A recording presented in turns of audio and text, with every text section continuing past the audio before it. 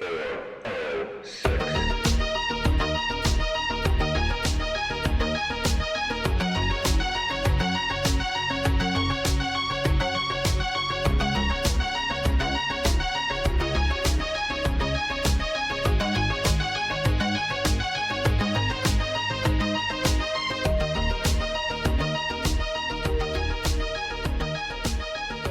Good evening, ladies and gentlemen, and welcome to the 411 from 406. I'm Chewie, that's Pip, and we're fucking back, dude. It's about goddamn time, man. Where the hell have we been for like the entire summer? Have we not podcasted at all this summer? No. In fact, so Oh, this is gonna bum you out. So, do you want to take a guess? So, before we get started, this is episode 100. Like, we made it. We're boom. here. We're here. Happy fucking birthday, Yeah. man. This So- is awesome. So, do you want to take a guess? The night we recorded episode 99. You want to take a guess? I probably don't. Is it sometime like in April at this point? It is April 24th. Oh my we, God. we recapped WrestleMania 41. That was the last time we talked. That is highly embarrassing. Well, it's not last time we podcasted, obviously, but yes, not yeah. only have we talked, but I think we've seen each other at least once We have. since then. We have. Yes. Yeah. Yeah. I got to make a quick trip to Indianapolis. My boy Crew was there for a baseball tournament, which ironically enough he didn't even pitch in. So he his high school team made it all the way to the state championship game. He pitched in the state championship game. They ended up losing 1-0.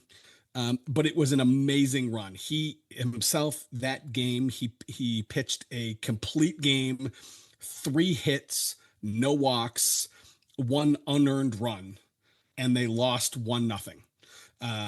It was the first time all year that they got shut out. And it was an incredible ride, and I could not have been more proud of him and that team. It was, I mean, and I know that, you know, you're probably getting sick of seeing all of our updates on Facebooks and text and this, that, and the other thing. But to fast forward to when we got together, that was like a week later so his season had just ended, and I got to go to Indianapolis, and I was like, well, fuck it. Like, I'm not, even if you're not going to pitch, I'm going to go because I get to see you. And we got to go to lunch and hang out. And where did we go? We went to really cool, like, Yeah, we went to Sun King, which is That's so right. you were staying in a hotel that happened to be about, I don't know, 4, maybe 5 miles from my house. Like it was very, very close. yeah. And your hotel was right across the street from Sun King, which is a great little local Indianapolis brewery. Well, I guess I shouldn't say local anymore. It's actually expanded since then. They actually have a brewery down in Florida that they are Oh, brewing do they and, really? and serving beer. So if you go to like Clearwater Beach, for example, you can get Sun King on tap there, which is crazy. But Sun King has a couple of tap rooms throughout the Indianapolis area, and there's one in Fishers where they have some test kitchens where you can just, different restaurants that kind of swap in and out of a single spot, and you can order and get some pretty decent food and a few beers if you want. And yeah, it's a great place. We go there quite a bit with the family. That's all. Now, I know. So you and I have started this tradition. When we get together, we go to breweries, and Sun King was the first one that we went to. It wasn't that location though, was it? Or No, was it it? wasn't. The Okay. one that we went to was the original location, which is located downtown Indianapolis. Okay. Okay. Just off of Michigan, or yeah, it's on the east side of town. Okay. So yeah, but they have expanded since then. They have Fisher's Carmel. I believe they have one in Westfield, or I'm not sure. I can't remember all the different locations, but a handful of them in Indianapolis alone. And then I'm not sure how or what the catalyst was for them getting to Florida, but I think they're down in, I don't know, St. Pete or something, somewhere down Sarasota, I think actually is what it is. So yeah, Okay. it's pretty cool. So that was a nice little way to continue an inadvertent, accidental happenstance way of continuing our tradition that we started so many years ago with the same brewery, as a matter of Yeah. fact. So since I'm a data nerd, I actually know the date of that first Sun King. get together. Do you have any idea when it was? Do you have, I mean, I I can know I'm see the put, pictures of it in my yeah, head yeah, yeah, because we took pictures and every once in a yeah, while, well, once a year to be precise, it comes up on my yes, Facebook feed. So, no, I can't remember. I want to say it was colder out. So was it maybe the fall time? it was. Yeah, it was. Okay. It was September the 15th of 2012.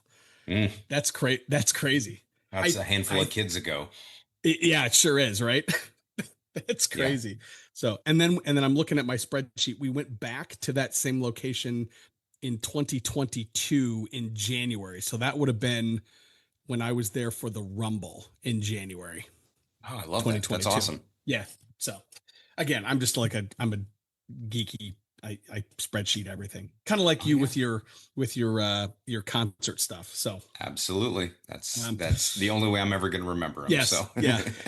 So yeah, so this is episode 100, and even though we didn't come up with like a topic, we didn't come up with a format or anything like that. I have a feeling this one is going to be very wrestling heavy just because of all the kind of topics that I've got written down. I don't know if you've got anything else. So Larry, Dad, if you don't want to hear about wrestling, you're probably done at this point. Unless sorry.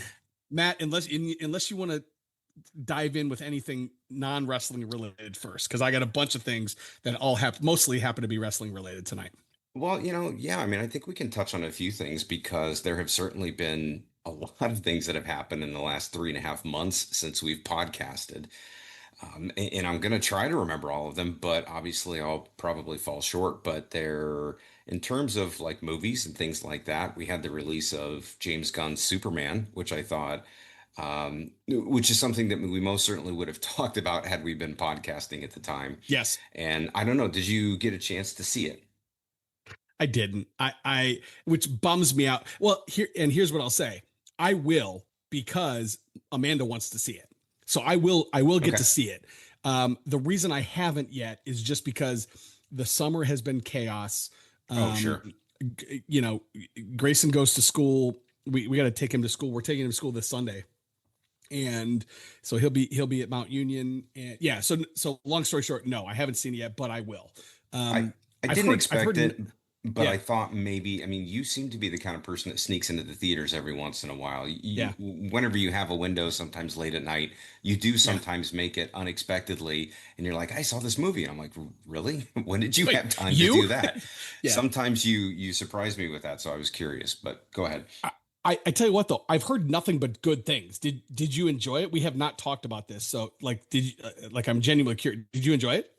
I did enjoy it. Yeah, I thought it Yeah, was good. I good. thought it was a safe and interesting way to sort of reboot the character and reboot the universe altogether. So, we've talked about this on this podcast before, obviously, especially if it was up to me, because I have been a very outspoken opponent of a lot of the stuff that Zack Snyder did in the DC universe with all the movies that he directed. So, Man of Steel, everything after Christopher Nolan got done with the Dark Knight series, when Zack Snyder stepped in and put Ben Affleck in the Batman costume and Henry Cavill and Superman and Wonder Woman and all that stuff, most of that, in my opinion, didn't meet my expectations. I'll put it lightly. There were some that were just absolute hot garbage. And then there was like Man of Steel, which wasn't a bad movie, but it did nothing to, it was missing all the heart and all of the connection via all the relationships that the previous Superman movies, or the Richard Donner Superman movies specifically, had done so well. And it's maybe an unfair bar to hold all Superman movies to, but it's the only one we've got. So I was disappointed almost everything that Zack Snyder had anything to do with a few minor exceptions.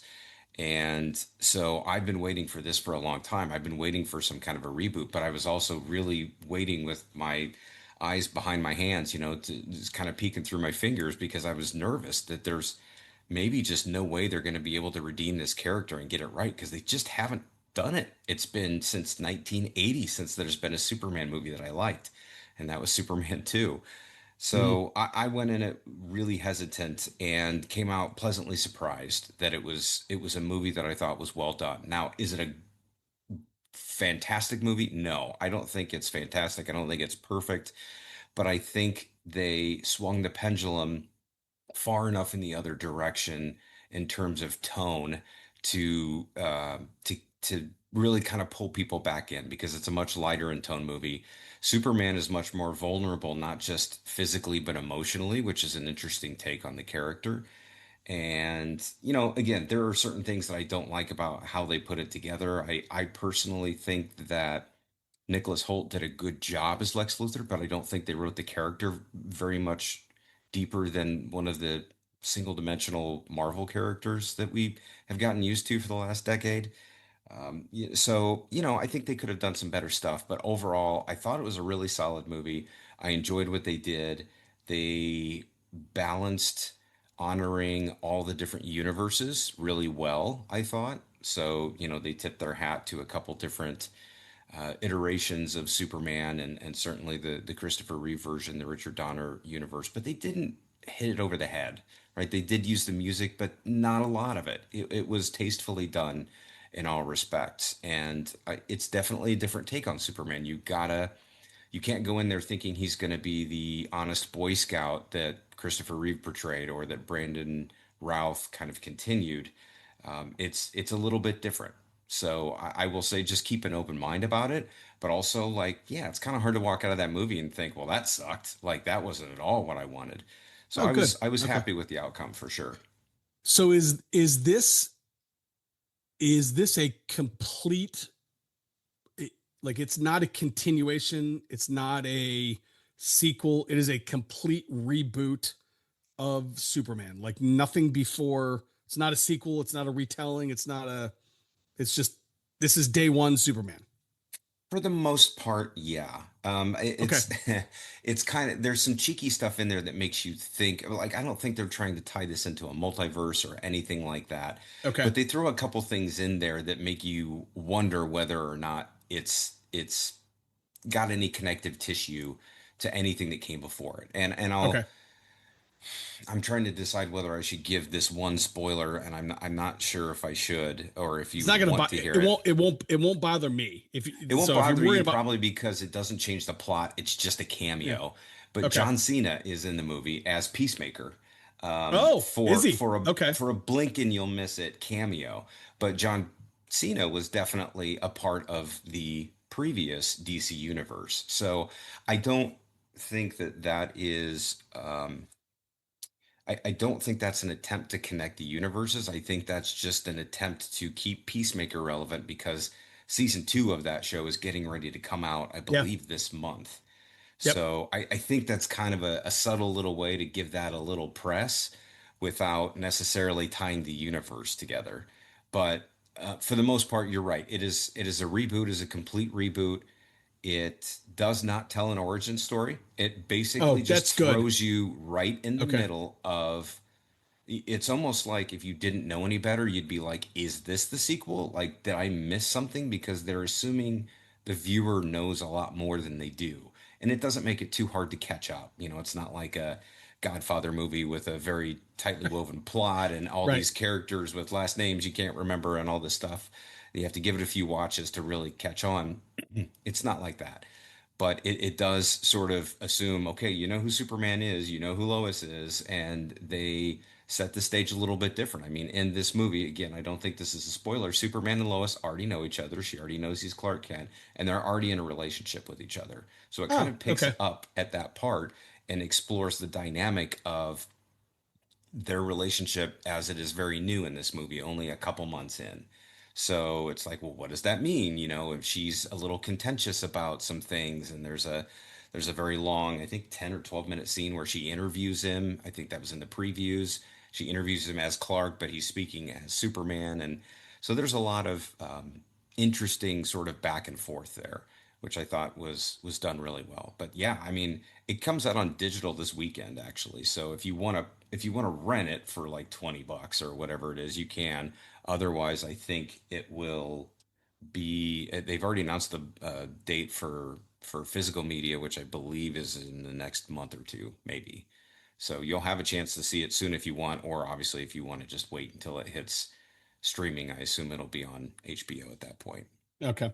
Yeah, I mean, at this point, I'm guessing we will probably wait until we're done with, like back to school, just, and we'll probably Yeah. either the two of us or maybe with crew, the three of us will sit down and watch it. I can't imagine Link would care about that, but yeah, Yeah. I but I wouldn't will. say it's worth Yeah, paying the yeah, $20 for it. yeah. Um, but again, I will tell you that I definitely will see it because I know Amanda's interested in it. It was filmed in Cleveland. Yeah. And so I'm excited, I'm a homer with that kind of stuff, right? I'm always excited to see kind of I know Sure. that building, or I drive on that street, like that, which is stupid, but I do it every time I see it. So, Well, okay, cool. I'm glad you liked it. I'm glad you liked it. Just a brief Cobra Kai update. I've got 1.5 episodes left. I'm almost done. I'm getting there. I'm loving it. It's great. I can't wait. I kind of have a feeling I know what's going to happen or kind of where it's going. Um, it, it, it, it's drag. I mean, I understand that I'm taking a long time to watch it, but it seems like it's about 3 or 4 episodes too long. Like they yeah. might have been able to kind of tie that up. Again, I don't know how many Agreed. episodes. What was it? 10 episodes the last season. Probably could have got by with like 7, or if it was 12, it was whatever it is. Yeah, Yeah, I think they could have made it a whole season shorter. I mean, this yeah. Sakai Taikai thing, Oh my God, the it's dumbest lasting name like two ever. full Yeah, seasons, right? I mean, yeah, yeah, it's pretty crazy, but I'm glad you're finally, kind of plowing through it and you're almost done. I got to be honest, I hardly remember what even happened at the end because it's been a yeah, while now since yeah. I've seen it. I want to say, didn't it come out towards the beginning of this year? Like, I thought It it did. might, yeah, it might have. So I don't Yeah, remember the details, but it was good. I definitely remember being satisfied with it. And yeah. then I saw the trailer for the new movie, and I'm just like, oh God, please just let this end. I, Whatever you I have do. no, I didn't see that. I have no desire to see that movie. I will not, like, if it's on, I might like by mistake watch it, but I'm definitely not going to like seek that movie out. Because I don't even think it has anything to do with Cobra Kai, does it? No, I don't even think Yeah, William Zabka's in the movie. I don't yeah. think so. If he is, then it's just a cameo because he hasn't been in any of the trailers. But it's just Ralph Macchio and Jackie Chan and some other new kid, and I don't know. Like they've kind of told that story. I don't really see the point. I think they're tying Jackie Chan in with Mr. Miyagi somehow, and I don't know why. But I will say that by the end of the series and as I'm watching the trailers for this new movie, I'm getting kind of tired of them tying everything back to Mr. Miyagi somehow. Like there's just the fact that Pat Morita is not alive anymore is a real shame, but it's like they're really trying to lean heavy off Mhm. of including his character in this storyline that he Right. can't necessarily help to push forward.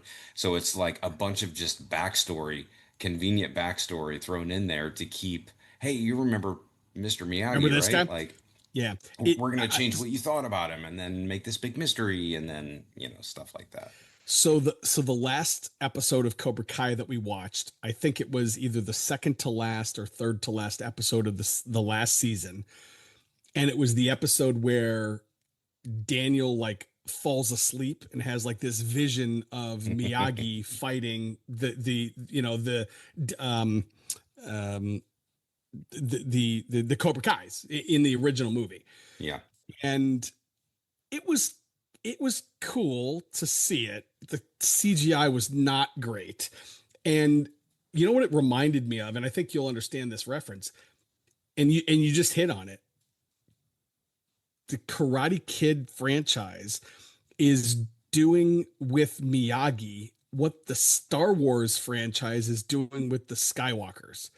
It's like, okay, we get it. Like, time to tell other stories. You know what I mean? Like time to tell other stories that aren't Skywalker centric, that aren't Miyagi centric.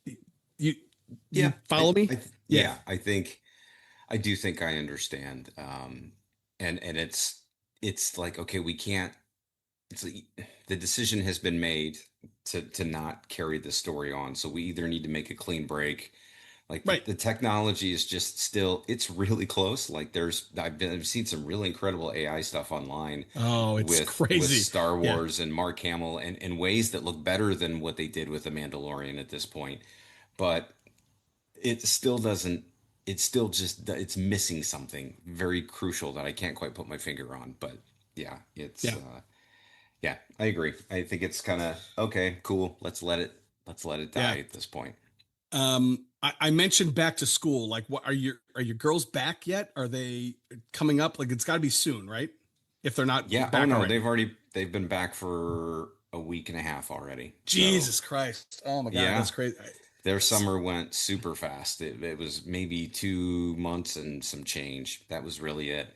And personally, I'm very glad I needed them back in school because I've Right. been working from home the entire summer and they've been home the whole summer. We have had a babysitter come and watch them a couple days a week for like 5 hours at a time, but still, it creates a pretty crazy distraction. So I'm more than happy to see them go back to school. They also need the structure really bad, staying up too late and then just not doing anything. And when I'm working, I can't really manage them very well. And then they're 8 and 10, so they don't have to be managed a ton. But if left to their own devices, they're going to sit on their tablets all day, for 8, 10 hours at a time, which is terrible. And I hate that. Right. So having us back in this structured format has been extremely welcome at this point. Long overdue. Are they off to a good start? Are they enjoying school? I mean, they don't want to be, Yeah. no kid wants to go back to school, but like so far so good. I feel like girls are a little bit easier with that than boys, maybe. Maybe the social aspect of it, or I'm not sure, but I never remember liking going back to school, but the girls seem to really like it. They like their teachers. Good. My oldest is in fifth grade this year, so this is her first year in an intermediate school, which is, I'm still trying to get used to what that even means because that wasn't a thing when we were kids. So fifth and sixth is intermediate, seventh and eighth is junior high, and then 9 through 12 is high school. So the worst part about kind of where we are right now is that they have different bus schedules in the morning because they're going to different Uh, schools. yeah. So, which is, I realize just a fraction of what you've had to deal with over the past couple of years, but I'm getting a little bit of a taste of it now. So my youngest gets on the bus at 7:20 and my oldest gets on the bus at 8:30 and then the youngest gets home at 2:30 and then the oldest gets home at 4:20. So it's like there's all these staggered times.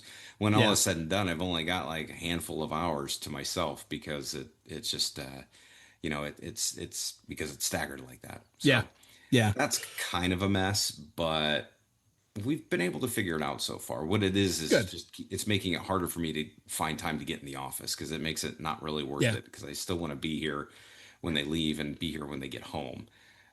Which, they're finally getting to the age where they can have a little bit more freedom there, but I don't completely trust them just yet. Yeah. Okay.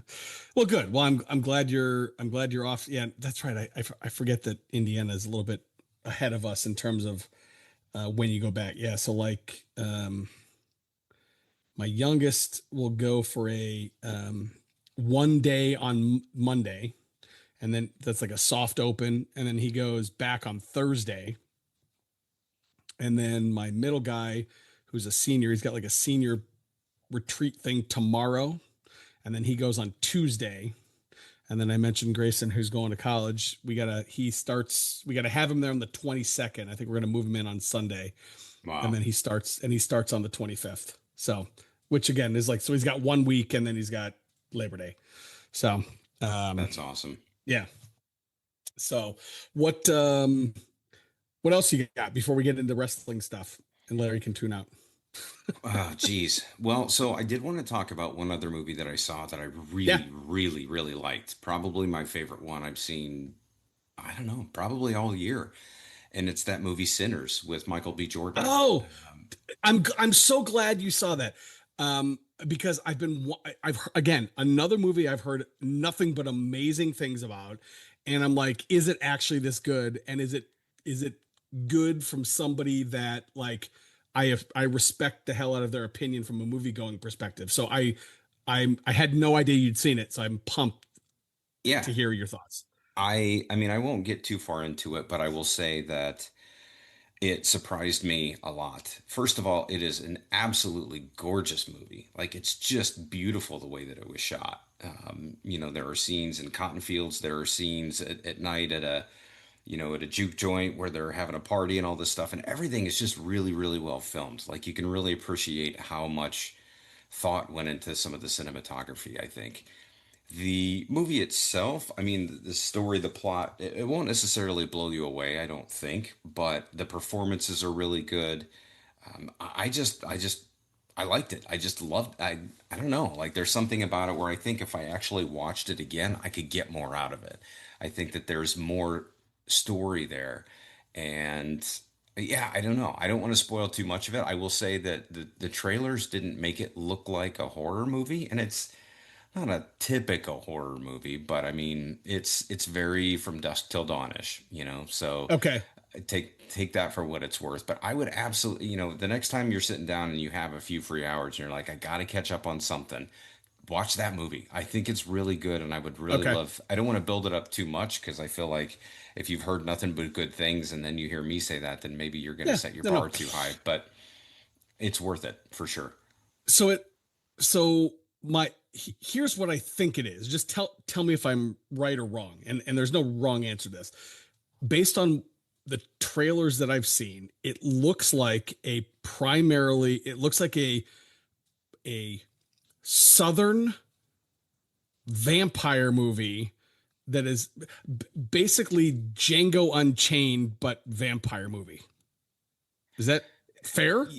I don't. It's been so long since I've seen Django. I don't know how that comparison works, but I will say yes. It's a movie that takes place in the Deep South. Okay. That Primarily a black cast, African American cast in the almost Deep South. exclusively, not Okay. completely, and it takes place in the Deep South, and it's a lot of it is about music and the power of music, Okay. and there will be some scenes where you'll be like, wait a minute, what is going on here? Because it just got really, really weird. But it's kind of about the power of music and how it can channel different things like good and evil and stuff like that. Okay. And it becomes a bit of a yeah, I mean, yeah, you hit it on the nose. It's a vampire movie, and it becomes a bit of a fight at the end where they have this juke joint that they're all in, they're dancing and drinking and having fun, and then there's some vampires on the outside trying to get in and how they do it and all that stuff. And Okay. so there's some really good performances, really good. Michael B. Jordan is great. Haley Steinfeld's in it. She's really good. Oh, I didn't. Okay. The guy who plays kind of the main character is somebody I've never heard of, but it was his first movie, so he did a great job, and I think he actually did the singing in it. So that was really good. I don't know if you'll know this name, but this older actor that's been around for a long time named Delroy Lindo shows up in it. Do you know that name? I do. I can't. Delroy. Yeah. You'll if you Google him real quick, you'll see like 10 things you've seen him in. He's an older African American actor Oh who's yeah, been yeah, yeah, yeah. Okay. in a Yeah. ton of stuff, and he Yeah. shows up in this movie, and I'm just like, wow, I honestly didn't know he was still alive. I sort of put him in the Lou Gossett Jr. you know Yes. category, and Lou Gossett I think just passed away a handful of years ago. So and he does a great job in that movie. And one of the featured females in that movie was in the Loki series on Marvel. She's been in a couple of those. So like Okay. really interesting, really good cast, and just I don't know, atmospherically it was just a really fun watch. And I would really like to revisit it and watch it again. Okay. Cool. Yeah. I'm just looking at his Wikipedia. Yeah, he's been in a ton of stuff. I tell you where I know him from, probably where I think of him, and this is probably sacrilege, but like he's the he's the good cop in Gone in 60 Seconds. He's going after Nick Cage's gang in Okay. Gone. That's where I like. Okay, got it. He See, was also in Devil. Yeah, he was I also in don't Devil's remember him now. Advocate. He's been in a ton of stuff, but he was in Devil's Yeah. Advocate, He's which I never just which I just rewatched, and goddamn, that movie is still amazing. yeah, Amazing. you liked it? It held up okay Oh, for you? it held up so good. So good. Yeah. Yeah, I mean, if you can sort of forgive Keanu for his really terrible Southern accent. I think the movie is really interesting, and I, at the risk of offending, some real true God-fearing people out there, the last 20 minutes of that movie Oh, it's so are good. it is pure cinema. I mean, it is fantastic when Al Pacino gets on his podium, his pedestal there, and he just starts going on about God and all this stuff, and Yep. everything is it's just unbelievably captivating. I tell you what, let's see. Can I make a bold? Can I give a hot take? That might be my favorite Al Pacino performance. Like, Wow, really? oh, it might be. It's either that or Son of a Woman, but it might be that.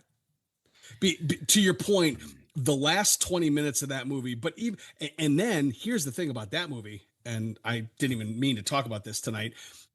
When you go back and watch that movie again after watching those last 20 minutes, the performance that Pacino gives the entire movie is fucking incredible. You just didn't know it the first time. Yeah, it gives you a totally different perspective Yeah. because like now Yeah. you know sort of the spin, the trick, which I mean, I guess if you know anything about literature, religious John history, Milton. Yeah. Paradise Yeah. Lost, right? Like Yeah. that should have been a pretty big tip off. I didn't know any of that stuff when I Neither did first I. saw that No. movie.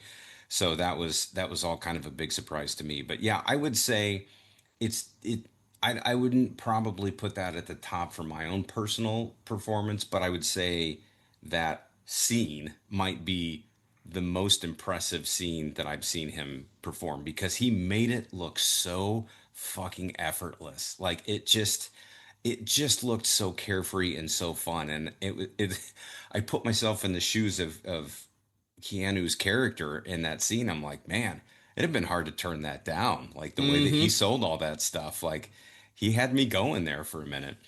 And so I think that's great. My favorite, if I had to give a favorite Pacino performance, like a front to back one, it would actually probably be Carlito's Way because that's one of my Okay. favorite movies of That's his. that's up there too. That's I up there. mean, Yeah. hard to argue The Yeah. Godfather, but if I'm stepping outside the obvious greatest hits, I would say Carlito's Way is the one he probably should have won the Oscar for instead of Son of a Woman. I think that was more of Yeah. the Academy's mea culpa for him continuing to get snubbed because that was his first one. Yeah. I But I really liked him in Heat as well. I liked oh, him in magic! He was so good in yeah. that. I liked him in Donnie Donnie Brasco. Donnie Brasco. I liked him in that too. Hmm. Yeah. So anyway, there's a boatload of really. So one more thing on Devil's Advocate, like who's hotter in that movie, Charlize Theron or Connie Nielsen? Oh, God jeez. damn. I mean, there's not a wrong answer. Is There's the really truth? not. I Oh will my god. actually maybe my hot take. I think Connie Nielsen might be I hotter in that movie. I I agree with you. I I agree with you. don't. So usually I'm all for a girl with curly hair. I don't know that it works for Charlize in this movie as much. I mean, she was younger. Nobody knew who she was at that time. I think that was one of her first bigger movies. I think Connie Nielsen stole it a Hmm. little bit in that, and not just because she got really naked at the end, but like she, she was just she had a different character to play though. Like she Yeah, was she did. supposed to play sort of this seductive, you know, demonic temptress, if you will, and She did it well. She I will did. say yes, yes, I will say Charlize Theron's character was incredibly annoying for the most Oh part yeah. Yeah. and really whiny and all that stuff and that's probably not fair but she did the role great. It's just like Yeah. she wasn't as likable in that sense, but that's Right. good. I'm glad you brought up the Devil's Advocate. I'm glad that in 2025 on our Yeah. 100th episode we could spend 5 minutes talking about this movie. Craig T. Nelson Yeah. he did a great job in that. So As a many. total sleazeball. A total Yes. sleazeball. I've Yeah. never seen Yeah. him do that before. Sans Tango and Cash? Wasn't he the bad guy? Nope. No, no. Was it No, that was Action Jack Palance. Jackson? That was Jack Palance. Action Jackson. Yes. Action Jackson, Good that's right. good I call. knew I knew he played a heel in some 80s action flick. Yeah. Yeah. Yeah, okay. All right, good deal. That was it. It was that one, right? It was Action Jack. Okay. No, no. Now I got to go check. No, Damn it. no, hold on. That's Um Craig T. Nelson. It was not Poltergeist. I know that. Uh, No, I loved him in Poltergeist. I thought he was brilliant in let's that. see. He was in The Proposal. 80. It was Action Jackson. Peter Delaphane. Good call. Okay. Good call. Okay. Yeah, I it don't even know if was. I've seen that all the way through, to be honest, but I knew he Action was. Jackson is I mean, I won't say it's a great movie. It's a great 80s action movie. Like Yeah. it's very, and I actually watched that, I don't know, 6 months ago. I watched Action Jackson. Really? I did. And I can't get you to watch fucking anything, but you throw in Action Jackson. God damn, man. I've never seen a single Mission Impossible, but I'll watch I'm fucking Action practically Jackson and begging Megaforce. you to watch these movies. I'll give you my goddamn password and username to log into Paramount Plus, but nope, Action Jackson, that's what happens to fall. Jeez Louise. That's crazy. That's funny. I don't know. I don't know what to tell you. I'm stuck in my ways. You're a creature I'm of habit. stuck in, I yeah, for respect sure. it. I do. Um, let's see what you got. Any other non wrestling stuff before I launch into my long list of wrestling shit? I did not see Fantastic Four. Neither did Um, I I tell you what tried, though. I couldn't, but I didn't Yeah. make it to the theater that night. So I'm gonna try again So maybe next week. so I really wanted to see it. Grayson saw it and he enjoyed it. Um, I I, I hate to say it. I'm just not I pumped know. on the MCU right now. Like I know. even with Doom coming, I just don't care. I hate to say that. I really don't. And I think this movie is going to be like much of its predecessors, which is it'll be a fine movie, but it's not going to be the one that lights the spark. I think Yeah. the next one is going to be Spider-Man. I think, or I don't know which comes out first, the next Avengers, the Doomsday one, or Spider-Man, but that's when it's going to start getting Yeah.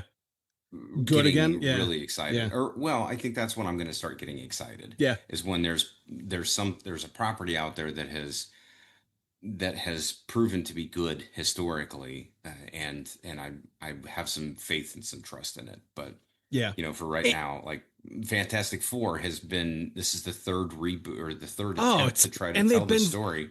And I didn't see any of the other ones. I stayed away from all of them, and by all accounts, that was the right thing to do. Oh, I was just gonna say the last two. I don't even know how many versions, 2 or 3 Fantastic Four movies there are, have been god awful, like terrible.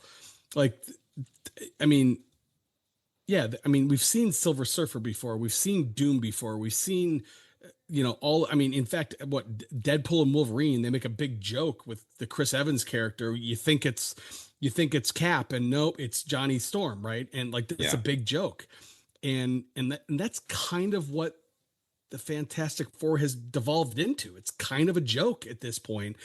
And I will say everything that I've seen and read, it sounds like they've redeemed that a little bit, yeah, but like might be too for little, too late. well, I don't know. yeah, right. I mean, you've got 3 stinkers, right? And it almost kind of comes back to what you were talking about with Superman, right? It's like you have so many swings and misses.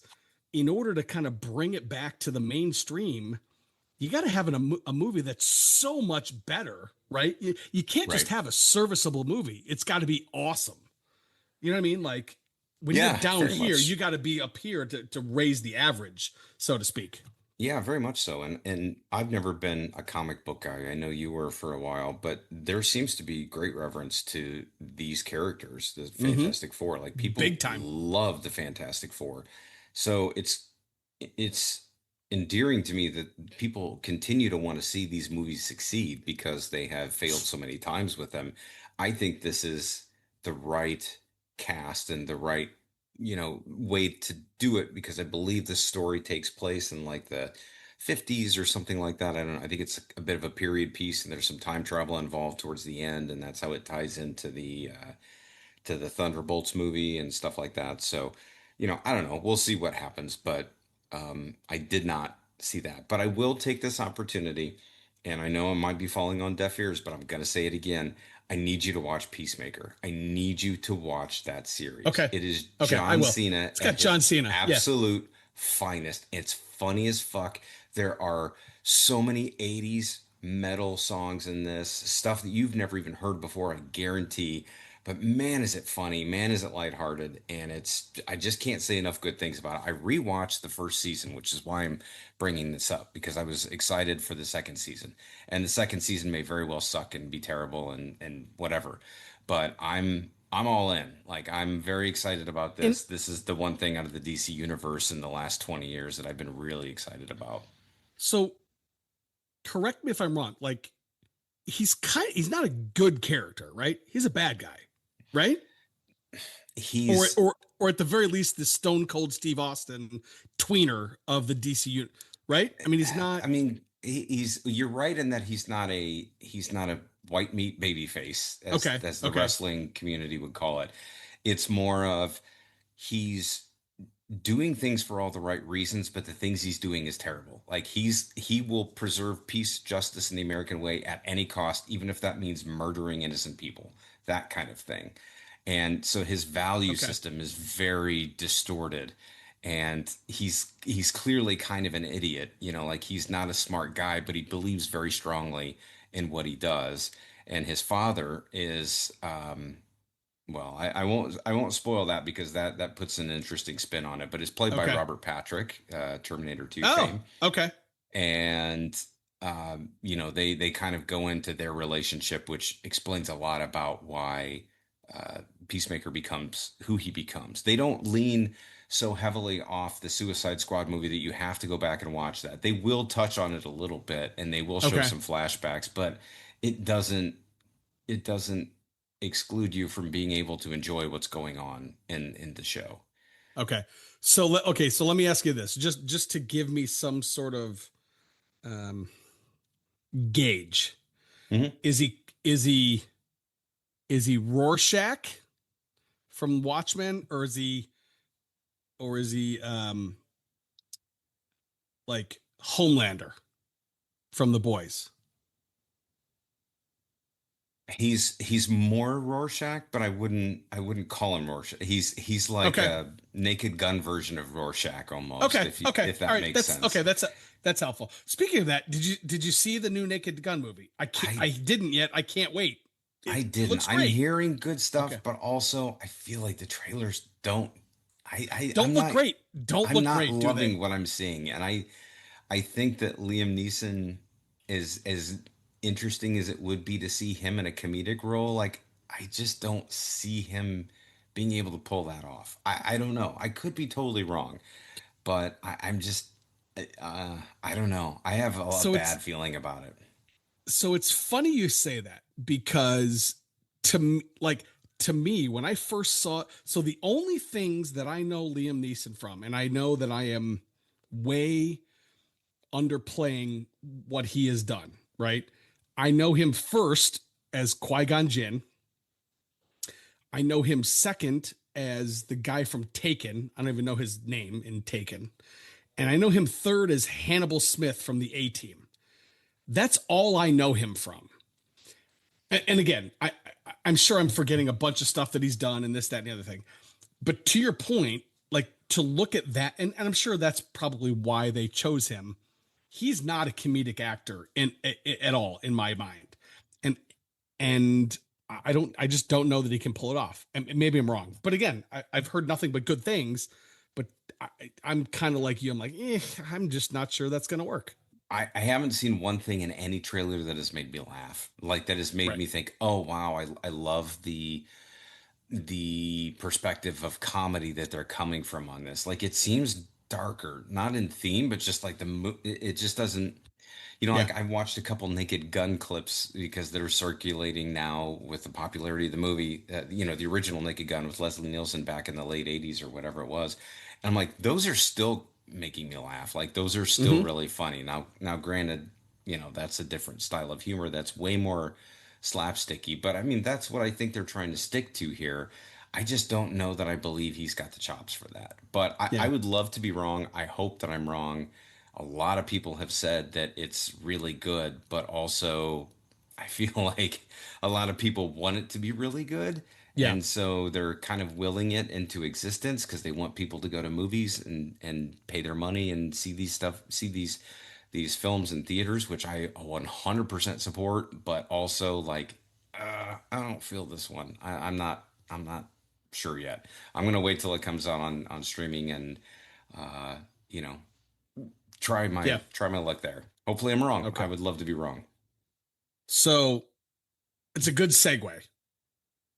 Can I segue to one of my wrestling topics? I You mean, if mentioned we're gonna something. segue, then let's do it. Let's just Okay. go to Okay. wrestling. I don't Okay. think there's anything wrong with that. Everybody can stop the tape if they want to. Right. So what you said that made me segue to it was I'll wait for streaming. And we just got a massive announcement the other day, and you're laughing because it fucking sucks. It's so dumb. It's It so is dumb. so dumb. Well, it's nothing more Well, than a money grab. it's Yeah, smart, but it's yeah, really yeah, fucking over a lot yeah. of The people. fans. So if you don't know what we're talking about, the announcement was that the WWE effectively sold the rights to their pay-per-views or the PLEs to ESPN for something like, I don't know, 1 point something billion dollars. Hmm. And effectively they're going from, so right now today in the United States we watch WWE pay-per-views on Peacock for either, I don't know, it started out at like $5 a month and I think now it's $10 a month or something like that. And they're effectively going to ESPN to the tune of $30 a month. Now, since that announcement has come out, I've read some other stuff where it sounds like maybe if you have another cable provider, that might not be the case. And so I'm still not quite sure. So, like, I might still get them through my YouTube TV subscription, or if you had Hulu, you might get them through that, or this, that, and the other thing, Yeah. which would be good. Um, but this, in my mind, this is nothing but a money grab. Period, paragraph, end of story. Something that used to cost us $10 a month is now going to cost us $30 a month. Like, what am I missing? Anything? No, no, it's No. 100% money. Yeah. There's nothing the ESPN platform can give the WWE that they need other than, I mean, it's going to put it in front of a lot of people because a It's lot exposure. of Yeah. people are going to sign up for the ESPN Plus service. But I, yeah, I mean, it doesn't really, I mean, and that's fine. Like, I don't fault them for doing things that make money. I mean, the WWE is a It's a multi-billion publicly traded. dollar Yeah. Yeah. juggernaut. I mean, it's Yeah. insane. I mean, and we've talked about this before, and I made the comment, I think, probably shortly following the Royal Rumble when my daughter and I attended that this year that, I mean, the stuff, the merchandise that you spend money on is insanely expensive for the WWE. First of all, the tickets are expensive, but you can chalk that up to some degree to Ticketmaster, Live Nation, all that stuff. But you walk in and every other person, or maybe every third person that walks in that building for that PLE has got a title belt on, at least one title belt. That itself cost probably anywhere from $300 to $600.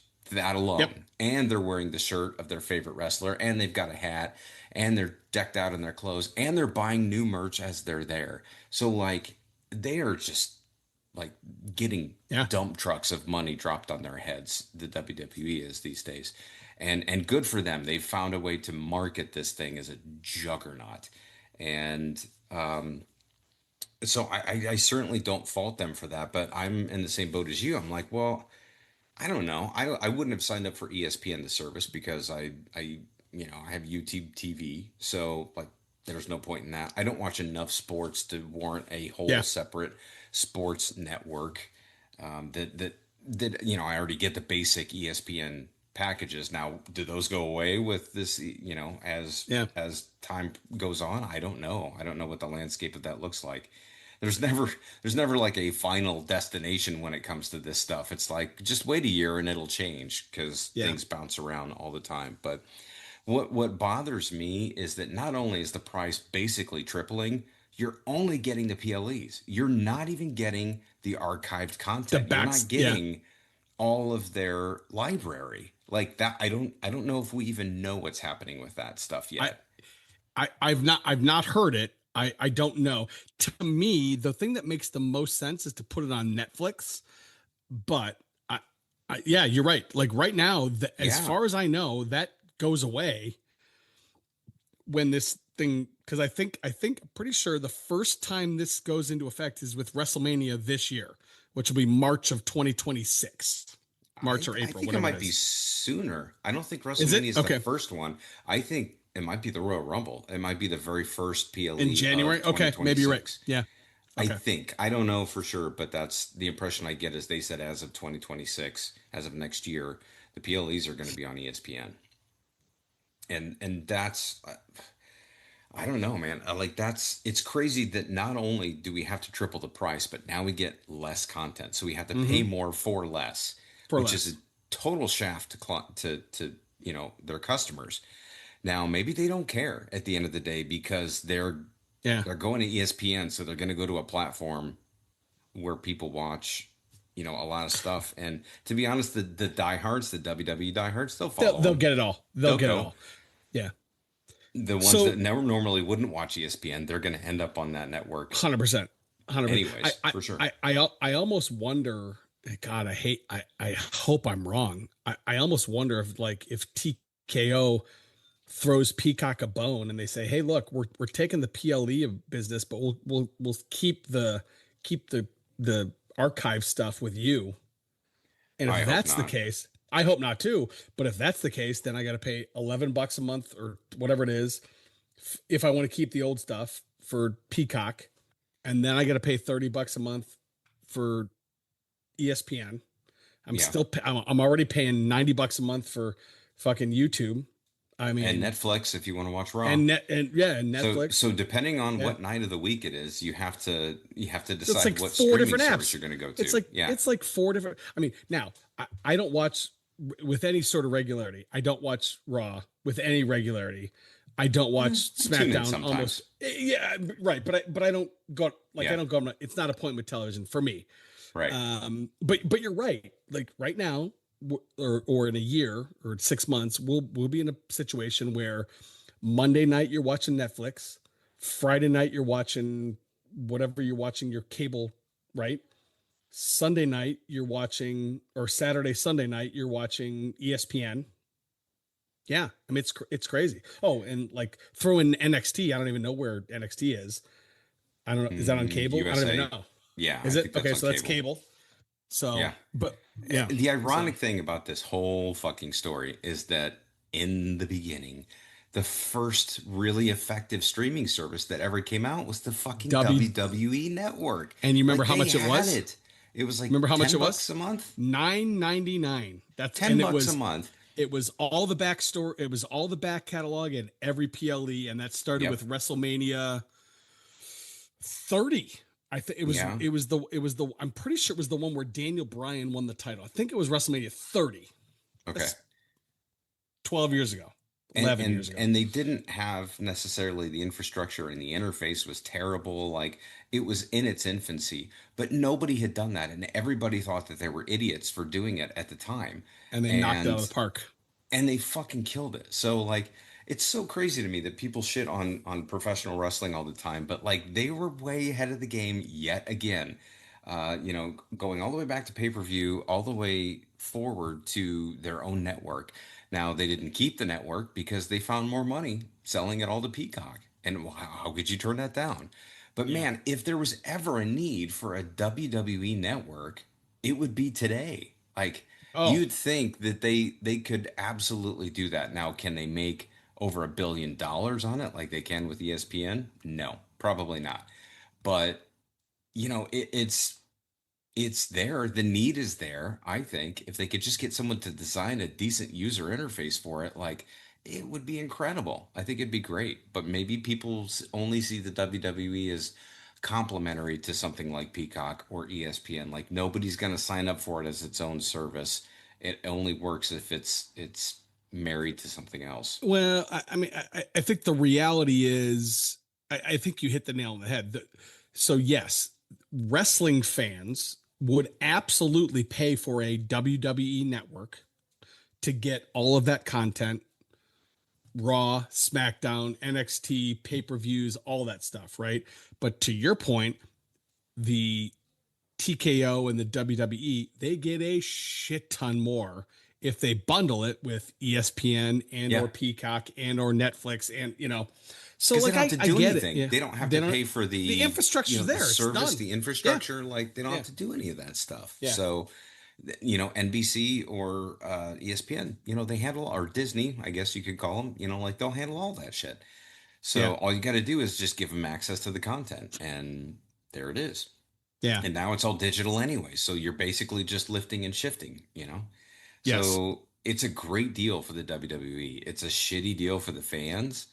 I don't know how we as fans make out from all of this, but you know, I I don't know. We'll see what I happens, I guess.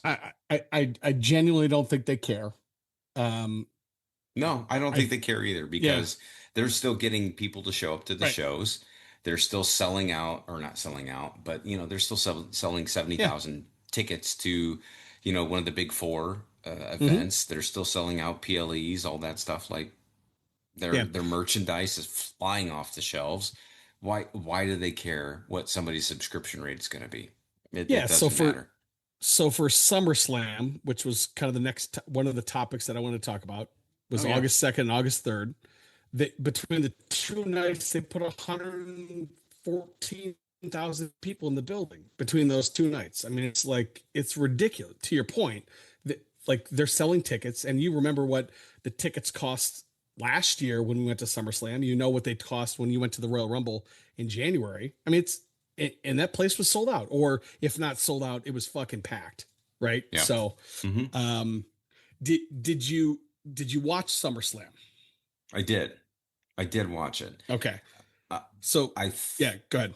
I thought it was good. I thought, I mean, I wasn't knocked out. I didn't think, here was the thing that kind of stuck with me through that whole weekend was SummerSlam. This is the first time in the history of that particular event that it was two nights. So I'm like, what are they going to Yes. do to set it aside from WrestleMania? Because WrestleMania is two nights, this one is two nights. SummerSlam and WrestleMania are a little bit too similar in that there's really nothing that sets them apart. Like WrestleMania is obviously the Super Bowl of professional Hmm. wrestling. SummerSlam is just another pay-per-view. Like you've got the Royal Rumble, which the gimmick there is the actual Royal Rumble match. You've got Survivor Series, which is typically a tag flavored thing and is now morphed into War Games or War whatever games. that Yep. is. But SummerSlam is still just a series of wrestling matches. Like I think they need to go back. If they're going to do a two-night thing, I think they're going to muddy the waters a little. I think it dilutes WrestleMania a little bit, in my opinion, to have basically the next major PLE after WrestleMania be another general two-night event. Like it just didn't. There needs to be something else to it, in my opinion. Now, that being said, the matches were fine. They were good. Night one was um, mid, in my opinion, with the exception of the ending. The ending was Hmm. absolutely fucking phenomenal, and I loved Yeah. it. I'm a mark for Seth Rollins all day, every day. I like CM Punk too. I would have been happy if he'd have walked out of that building with the title, but as soon as his fucking music hit, I was like, yes. I was very, very excited about that. Throws down the crutches. He goes in there. They worked the entire planet on Oh that yeah. angle. So I thought that was brilliant, and that was honestly probably the single greatest thing that happened at SummerSlam for me personally. I love that. And the second night was better, I think, as a whole, as a collection of matches. Once again, the three-way match for the title kind of stole the show a little bit for me. It was Io Sky and Rhea and Naomi. Naomi. Thank you. Yeah. Fantastic match. I Oh, mean, so good. So such good. amazing chemistry with those women. I mean, just amazing. The AJ Styles Dominic Mysterio match, loved it. Loved it. AJ Styles has done something in the past year and a half. I don't know what it is, but I'm a huge fan. Like I want to see him do good. I was really hoping he would walk away with that belt. That would have been so cool. And at some point, Dominic will lose it and then go on to try to go for the world championship. But Man, I was really hoping he would get that. But that was great. And then I will say for the main event for night two, Cena versus Cody round two, much better match. That was the Oh, match we deserved at WrestleMania. the WrestleMania. Yeah. Fantastic match. Like props to Cena for as old as he is, for all the bumps he took and all the shit that happened in that match. Um, you know, good for Cody winning everything. I think that preceding WrestleMania, the babyface turn was a little bit. This is something we need to talk more about, and maybe we'll sidebar that for the next couple of minutes. But um, overall, that match was extraordinarily satisfying. I really, really liked it. And then the music hits at the end, and Brock Lesnar comes out. I was like, whoa. Yeah. There's so many things to talk about here, in my opinion, because if you'd have asked me to what the percentage was that Brock Lesnar would show up at the end of SummerSlam, Yeah. 1, maybe 2%. Like Zero, 0.0. yeah, I would have given it something extraordinarily low Yeah. because quite obviously there's a little bit of controversy that's still wrapped up in Brock Lesnar and his relationship with the WWE and this ongoing lawsuit that involves Vince McMahon and a handful of others. So I did not expect that at all. And but as soon as his music hits, and his music is terrifying, like it sends chills down my spine every time I Yeah. hear it. I thought it was pretty cool. I mean, I'm gonna hate the cowboy hat for the rest of my life on him. I really think the fucking Minnesota farmer gimmick on this Yeah. badass UFC fighter is just not working for me, and it never will. I can go with the hair if you want to have this weird ponytail mohawk thing, and you can braid it if you want. I don't even give a shit. That cowboy hat looks fucking ridiculous. You know what it reminds me of? And you're not even gonna probably remember this, but have you ever seen the movie UHF with Weird Al? Oh yeah. Yeah. Okay, so there's this scene where um, the main antagonist is yelling at one of his guys, and this guy is wearing this giant, ridiculous looking cowboy hat, and he's got this huge, thick mustache. And the guy says, "Oh, for God's sakes, take that thing off." And and the guy just kind of shrugs, and then he rips off his mustache. It was a fake mustache. So like the whole audience thinks that it's the cowboy hat that is fake, and he Yeah. rips off the mustache. And that's for whatever reason, that's what I keep thinking of. Like, take that fucking ridiculous thing off. Like, it's so dumb. I'm glad he's back, but or I think he's back. I don't even know what they're doing. Has he even been mentioned on programming since he came back? I don't know. I don't I think he has. So I it's really don't think weird to so. me. I don't think so because I'm pretty sure the SmackDown I'm pretty sure the SmackDown or Raw after SummerSlam, I think they set up Logan Paul versus John Cena. Cena Which is like, well, in wait a minute, Paris. what Yeah. happened to Brock Lesnar? Well, To, yeah. to be honest, I haven't watched closely enough, so I'm probably missing something. I don't know. So what I have heard is that they are going to save the Brock Lesnar versus John Cena match for whatever night it is, and they want to go against an AEW pay-per-view. They're going to put it on the same night. And they're gonna, So that's yeah, interesting because the yeah. rumor is that's going to be in Indianapolis Yes, in it is. Yes, September. it's that night, whatever night that is. Whoa. If he Well, comes back to Indianapolis, oh man, I yeah, might have to go. yeah. That would So be crazy. Oh, it could be that, which is probably, I don't know though. That's probably a Saturday night's main event, if I have to guess, or something of that uh level. prob probably, yeah, You could probably probably. put him in Survivor Series though. Like, I don't think that's a stretch. I just Well, I don't know mean, what they're doing with the story overall. Or maybe you put him in the tag match to give him a little bit of a break so he doesn't maybe. have a whole I lot to mean, do. I mean, at this point, if Cena's going out, let me hold that for a second. Let me hold Cena. We have I a want to get lot to back to cover with yeah, SummerSlam. So yeah. yeah, So I okay. want to get back to SummerSlam. So I What pretty did much you agree think? with yeah. So SummerSlam this year was August 2nd, August 3rd. Night Happy one was belated birthday, by the thank you. way. Thank you. And to your Night, lovely bride. yes. So night one, my birthday. Night two, Amanda's birthday. And I'm sure Because she of said, that, "Can we please watch SummerSlam of course she did. on Let's my cuddle and watch birthday?" summer. Yeah, And you let's being the cuddle. doting Yeah. husband that you are, you're Yes. like, "Okay, I guess so." Yeah. So to give you some context, night one, August 2nd, my birthday, um, I actually went, and that day, my buddy Scott, who you know, he was celebrating his 50th birthday, and that day started with a tiki barge down on the Cuyahoga River at 2 o'clock. Nice. And so we were out on the tiki barge, which is like 100% a drinking thing. And then we Yeah, ended, and then we I went should to, then, fucking hope so. well, yeah.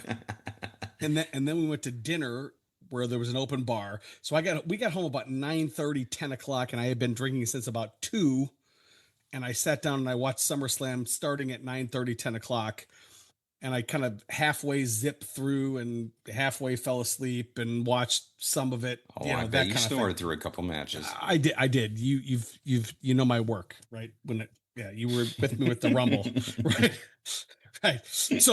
Um, so that was the way I watched that night. Then night two, for Amanda's birthday, we during the day we went, and it was actually kind of cool. We went to there's this thing out in Mentor, and it's like one of these axe throwing places that has an axe throwing thing, and they've got like all these escape rooms, but they've got a game show thing where we played game shows. So we played Family Feud, we played Yeah, like I've all done the, that. it's we yeah, so we did Super that, fun. and then we did dinner, and then I got home, I don't know, probably 9:30, 10 o'clock, and I sat down and I watched. So I did watch live, and I wasn't drunk at all. I didn't watch. So I did watch the last 2 or 3 matches of night two live. Okay. I've probably watched. I've watched it all at this point, but I've watched most of it in kind of half speed or double speed or what have you. So night one, I thought I would agree with you that night two, I think overall was a better night, like as a whole. Um, I enjoyed I enjoyed Tiffany Stratton and Jade Cargill on night one. I didn't really care about the Jelly Roll match. CM Punk and Gunther was amazing. I Yeah, loved really that good. match. I'm on the opposite side of that from you. I'm a Punk guy, and so when that music hit, I was like, oh shit, here it comes. He's gonna lose, and it bummed me out. So like I was bummed when he lost, where you were happy. Don't get me Yeah. wrong. It was like I liked it. It was No, good, I but get like it. I would have rather him. Yeah. Um, but I will say that like that kind of ruse of the century, I think was really well done. Yes. Um, really, really well done, especially in the we'll call it the quote unquote Unreal era, which we'll get into in a moment. I want to talk to you about WWE Unreal. Hmm. Night two, um, you're right. Naomi, Rhea, and Io Sky stole the show. That was the best match on Evolution from the previous month. That match was amazing. Those three gals. I mean, I'll watch. I'm not a big fan of three-way or tag team matches. I'll watch those three gals wrestle any day of the week. It was outstanding. The TLC match, which again, I'm also not a big fan of, like, holy shit, that was just a fucking car wreck from beginning to end, and I loved every Yeah, minute of it. It was, it and was well again, it done. wasn't a wrestling match. Yeah, it was just I like don't care props to about those guys. anybody in that match, Right, but it was right, entertaining and it was super fun. exactly. Yeah. Becky Lynch and Lyra, whatever, Solo Sokola and Jacob Fatu. Yeah. Dom and AJ Styles, I agree with you. Oh, they tore the roof off. They Loved it. did. AJ Styles coming to the ring in Eddie's lowrider, doing the Yes. whole thing was Had his outfit amazing. on. Yeah. Yeah, it was so Um, good. Dom, I genuinely think Dominic Mysterio is going to be like a world champion at some point, which is crazy to say, but No, it's not. It's not crazy at all. It is 100% going to yeah, happen. For sure. He is.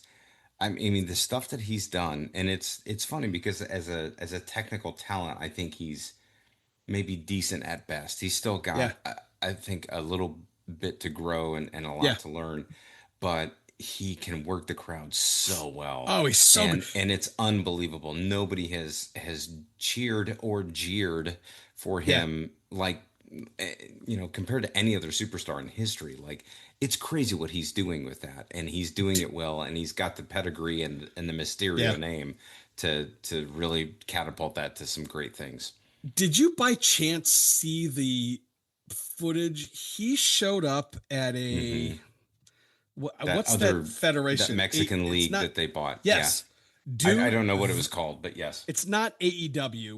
Whatever. Like, dude, that was amazing. He showed up, Yeah, yeah. took his hood off, and the crowd went bonkers. I mean, Right. it was And amazing. he's the intercontinental champion. Right. Like Exactly. he's getting pops that are bigger than some of the world champions right Yeah. now. Yeah. So I mean, he's bigger than Gunther, I think. I Yeah. mean, Oh Gunther's yeah. not Oh the yeah. he's not the champ right now, but like he's He he gets a bigger reaction than anybody other than Cody, John, Roman, Punk, Seth. That's right. about it. And those Right? guys are legends. Those Right. guys are Yeah. shoe-in Hall of Famers right Yeah. now. That's about it, right? Everybody else pales in comparison to the pops that dude gets. And yeah, Except I maybe mean, Rhea. But if you're okay, sticking with but just yeah, guys, but yeah, I see what you're saying. yeah. Um, yeah, so there are big things coming for him. And then the Cody John match, you're 100% right. That was infinitely a better match than what we got at WrestleMania. In fact, I'll go so far as to say I think if you combine night one and night two, I think SummerSlam might have been a better show overall than WrestleMania. Overall.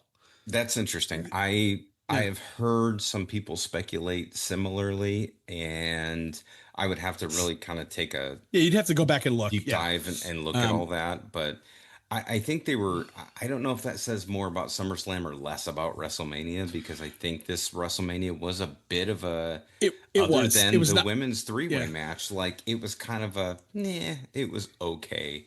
Didn't really care about all the storylines they were trying to, aside from like, I guess there was the main event on night one. It was really good. The three-way with Punk and Yeah. Drew McIntyre and who was Seth. it?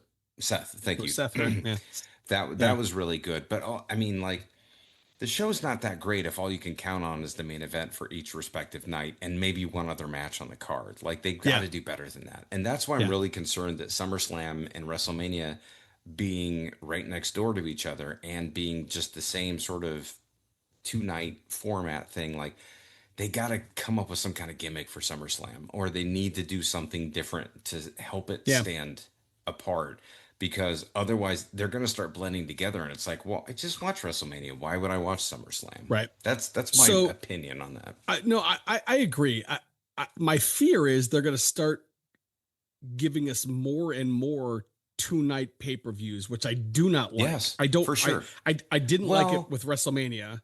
I think they'll only For do it me. for the big four, right? So they'll do it Well, for WrestleMania. They'll do it for SummerSlam. I'm actually shocked that they started it with SummerSlam and not the Royal Rumble, because the Rumble Rumble makes makes sense. the most Yeah. sense, Yeah. because you've got two giant, like hour-long matches Yes. on a single card, and there's no room for anything else. So if they don't make the 2026 Royal Rumble a two-night affair, I'll be shocked, like legitimately shocked. Yeah.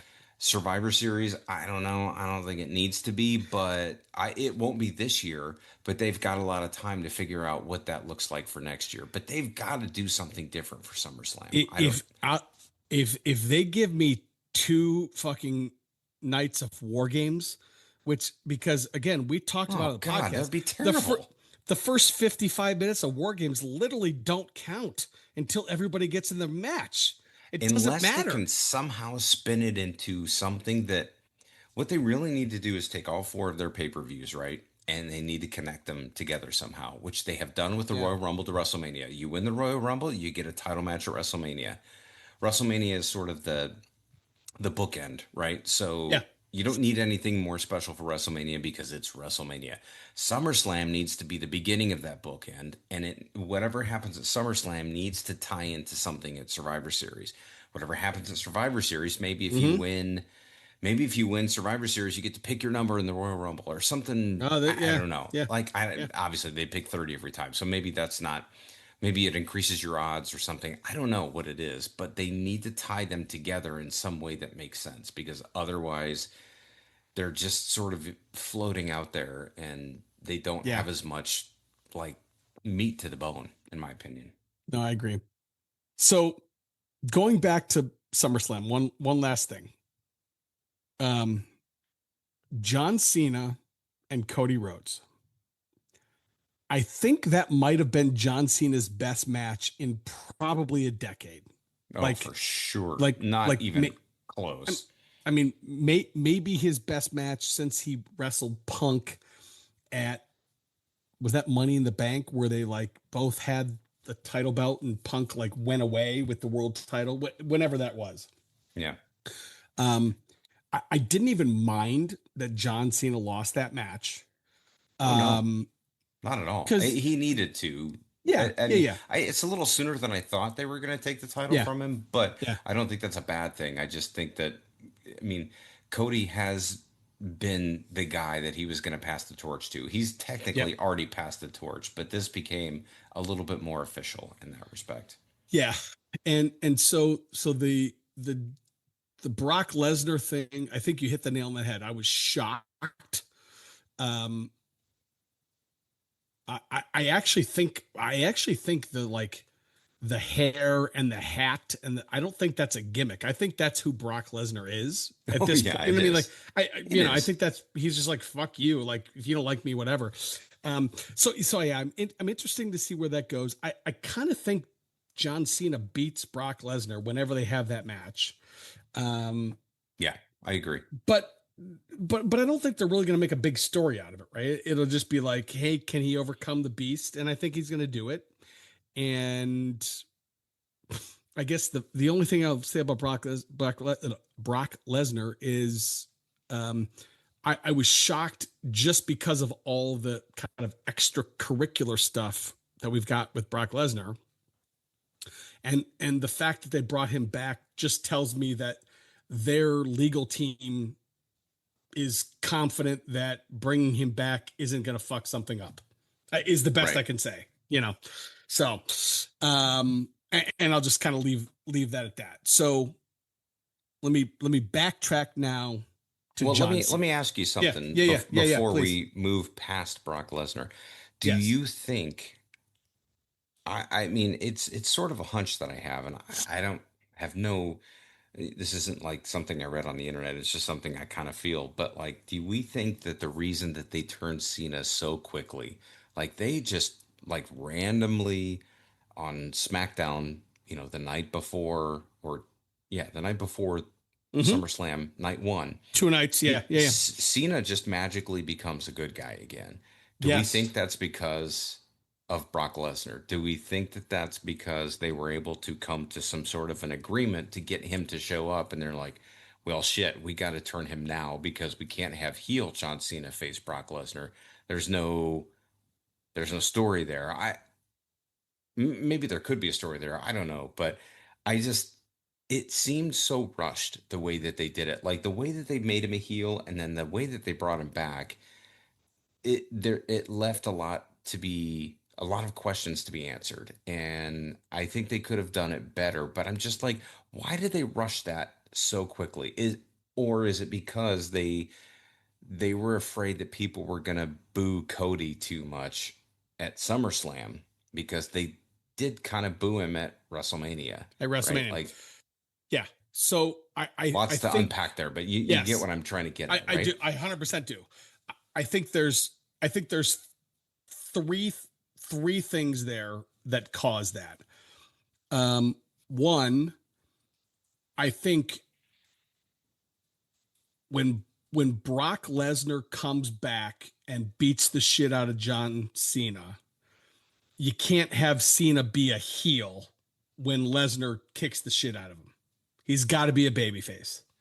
Otherwise, Otherwise, you've got a heel kicking the shit out of the heel. That doesn't work. Okay. So that's one thing. Two, I think you're 100% correct.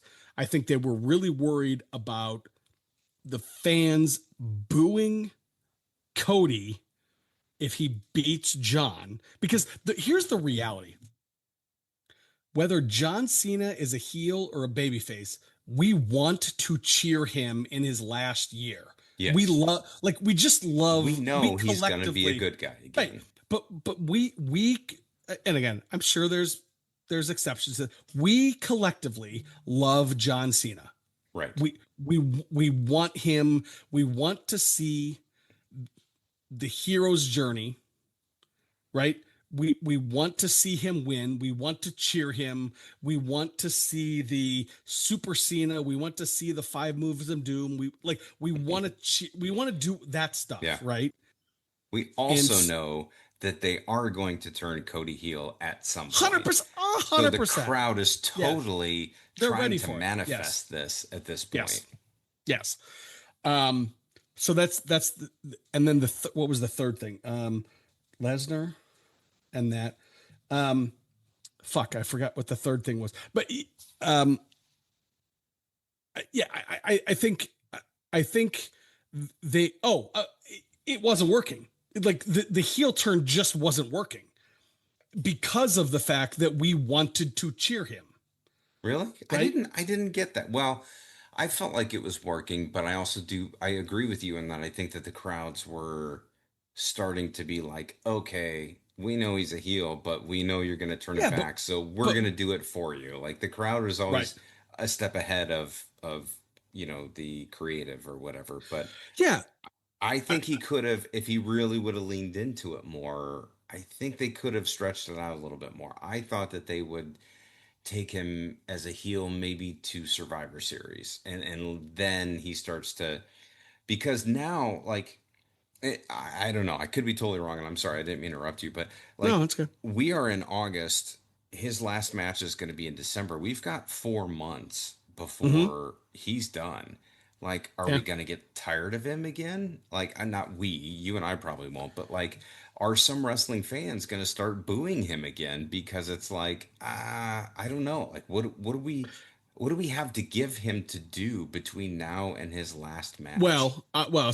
So the answer to your first question, I think, is no. And here's why, because I don't think you're going to see him all that often. You're only going to see John Cena maybe another in those 4 months. You're going to see him like 10 times, right? Like you're not going to see him much. You're not going to see him like every Raw, every SmackDown, every pay-per-view. You see him in Paris, right? So that's August 31st. You got him in Paris. I think you got him in Perth. Okay, you'll have him at Survivor Series, and you'll have him at this unannounced pay-per-view that's going to be in Boston in December. Okay, and that's December, right? So you've got August 31st. When's Perth? Perth is I don't know. Is that probably September? Probably. And then you've got Survivor Series, which is in November. And then you got December. So you get that's 4 pay-per-views, right? And so you figure you've got you got Paris, so he's got either a tag team match or one-on-one against Logan Paul. So that's one. Then you figure Lesnar. At some point. I don't know. Maybe you have a Punk match, and that gives you one more guy. Nah, they already wrestled Punk, and I think they did that for the last time. I mean, I tell you what I want to see. I tell you what, it's not going to happen, but what I want to see in December, I want to fucking see Edge. That's what I want to see. You're not going to get it. You've been listening to Chris Van Vliet. Yeah, I know. That's what I would want. like to see the same thing. And I think that they would do it if he's out of contract and not doing anything else. And that would be great. But also... But it makes sense with like the Cena career too, right? It makes sense. Sure. But also what would make as much, if not more sense, in my opinion, is if he wrestled a Braun Breaker or somebody who is younger who he could actually put over, because that's kind of the tradition in the professional wrestling business. Agreed. When go out you on go your out back. on your last match, you go out on your back because you're putting somebody else over. I agree. and that's tradition. So I could see him doing, I could see him saying that from the very beginning of the discussions or the negotiations around this retirement tour is like, at the end, I'm going to lose because that's what everybody does. He will not win his last match. I would bet money on I that agree. today. I agree with you. But it So makes no sense for him to lose to Edge or to lose to Brock Lesnar or to lose to any of those other guys. So, from a so storyline yeah. perspective, throw somebody newer in there that you really need to give that fucking huge push to. And who Okay. is that? That's probably a Braun Breaker. I mean, Well, I I listen to got it. Chris Van Vliet too, and he Yeah. talks about that. And that to me makes a lot of sense because he's one of the greatest up and comers from, He is. a newer, new generation. I got another name for you that Okay. That Van Vliet did not talk about. Don't even say Mysterio. No. Okay. Well, All that would right. make sense. That would make sense. Dom would Van be Vliet, interesting, yeah, it right? would. Van Vliet has mentioned Logan Paul, which I disagree with. I don't think I think that's a good match. I don't it, think that's going to be his yeah. last match. No, I don't. How and again, this is topical with shit that's going on right now. How about Karrion Cross? Mm, maybe. I Right? I don't. mean, I don't think I, he's the. I know people think he's really over. That's almost like saying, "How about LA Knight?" And I'm just, oh, I I, hate. I, Okay, so I think you and I have talked about it in the podcast, yes, and we have.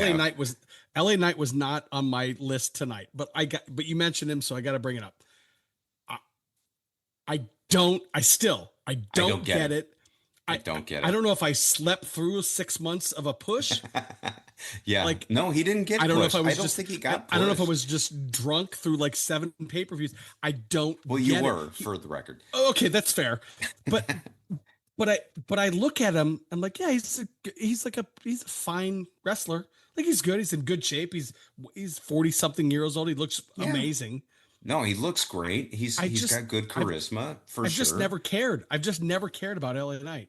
I No. don't I, Can I just ask a question? What the fuck is an LA Knight? I don't know. What does his name even mean? Like I Yeah. don't get it. Yeah, Like I'm sure yeah. Yeah.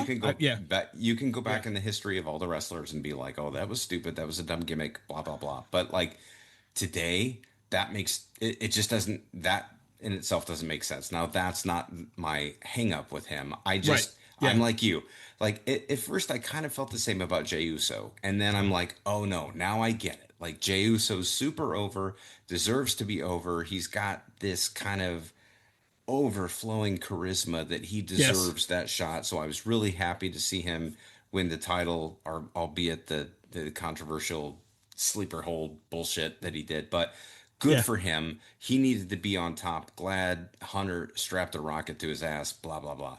LA Knight, I don't get. I don't understand why he's in this picture. I don't know why we're talking about him. I think he's okay at best. He's not bad. I don't want to say anything bad about him, Right. but I don't know why everybody's saying he's so over. And I kind of feel the same about Karrion Cross, as I guess is Okay. how I'm connecting these dots. Now, Okay. That's I fair. don't dislike Karrion Cross. I'll be the first to admit I don't know a lot about his work.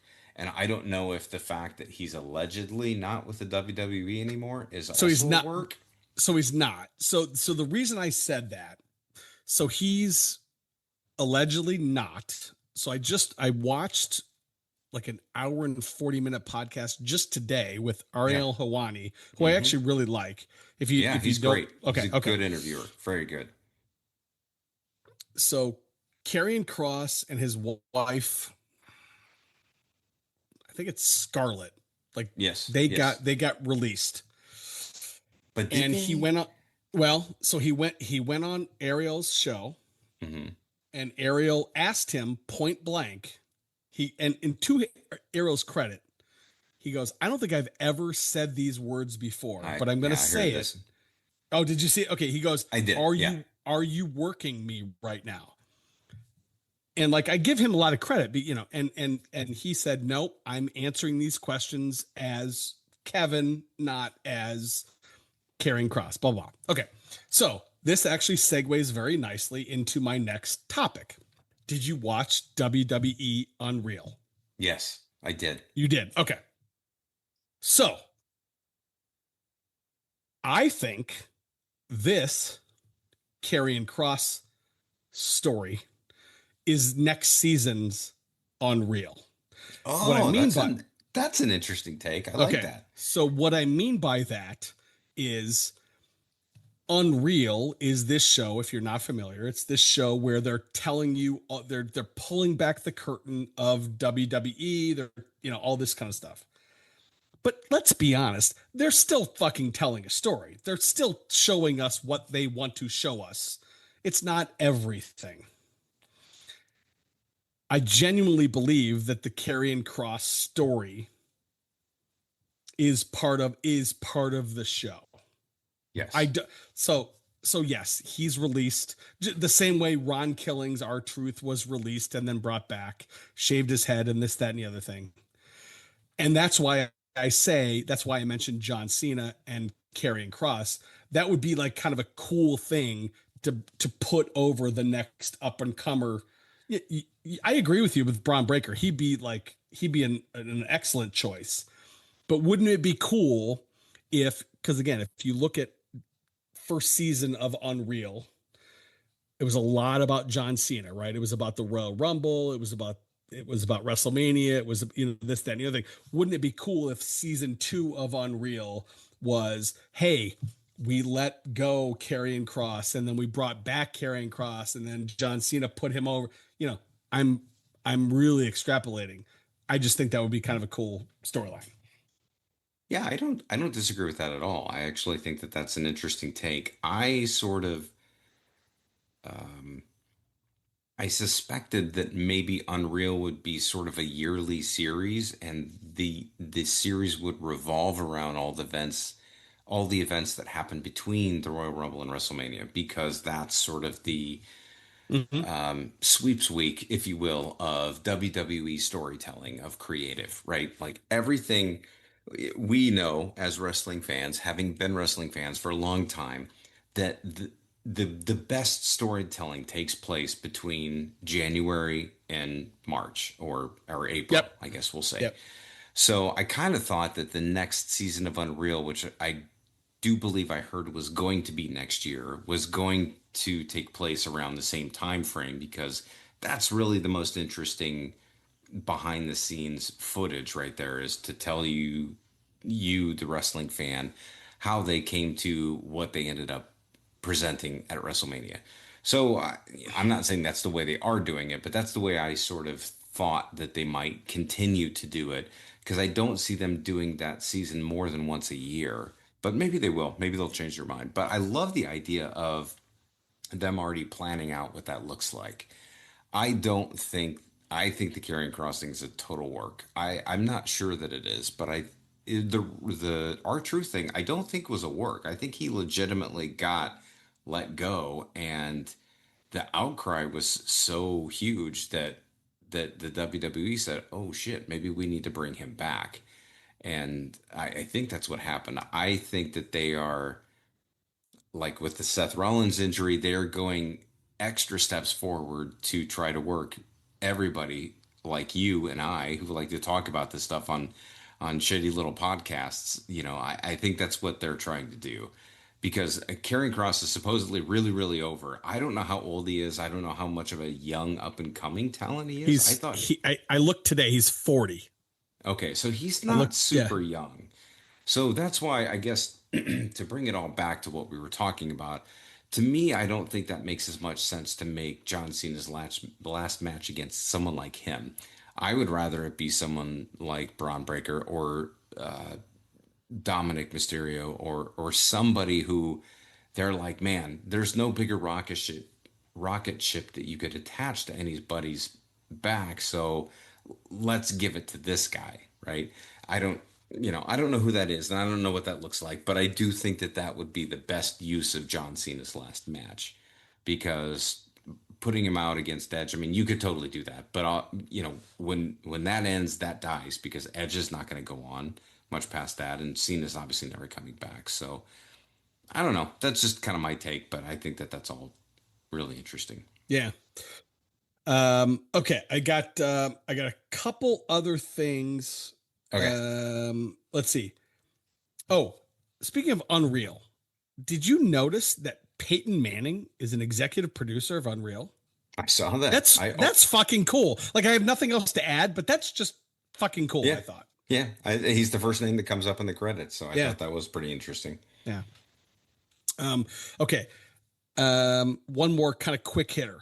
I know you are a huge, massive, might be your favorite wrestler of all time, Bret Hart fan.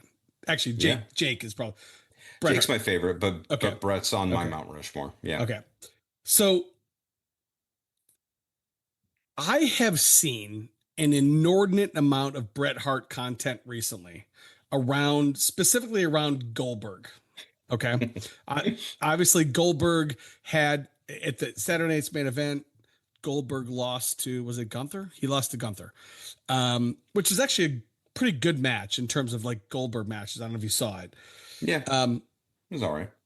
but the reason I want to talk about this was Bret Hart is like coming off as like super grumpy old man at this point. Like every time I see him, like, am I wrong? Like, No. Oh God, no. He's been okay, bitter okay. for a I decade know at I least. know he's always been bitter, but like he's really ramping up the bit and like to the point where I think he's hurting his legacy at this point. Like he's starting to become such a bitter old man, at least for me, that I'm starting to look back on Bret Hart not as favorably as I did. And that bums me out because I always loved Bret. Like, am I wrong?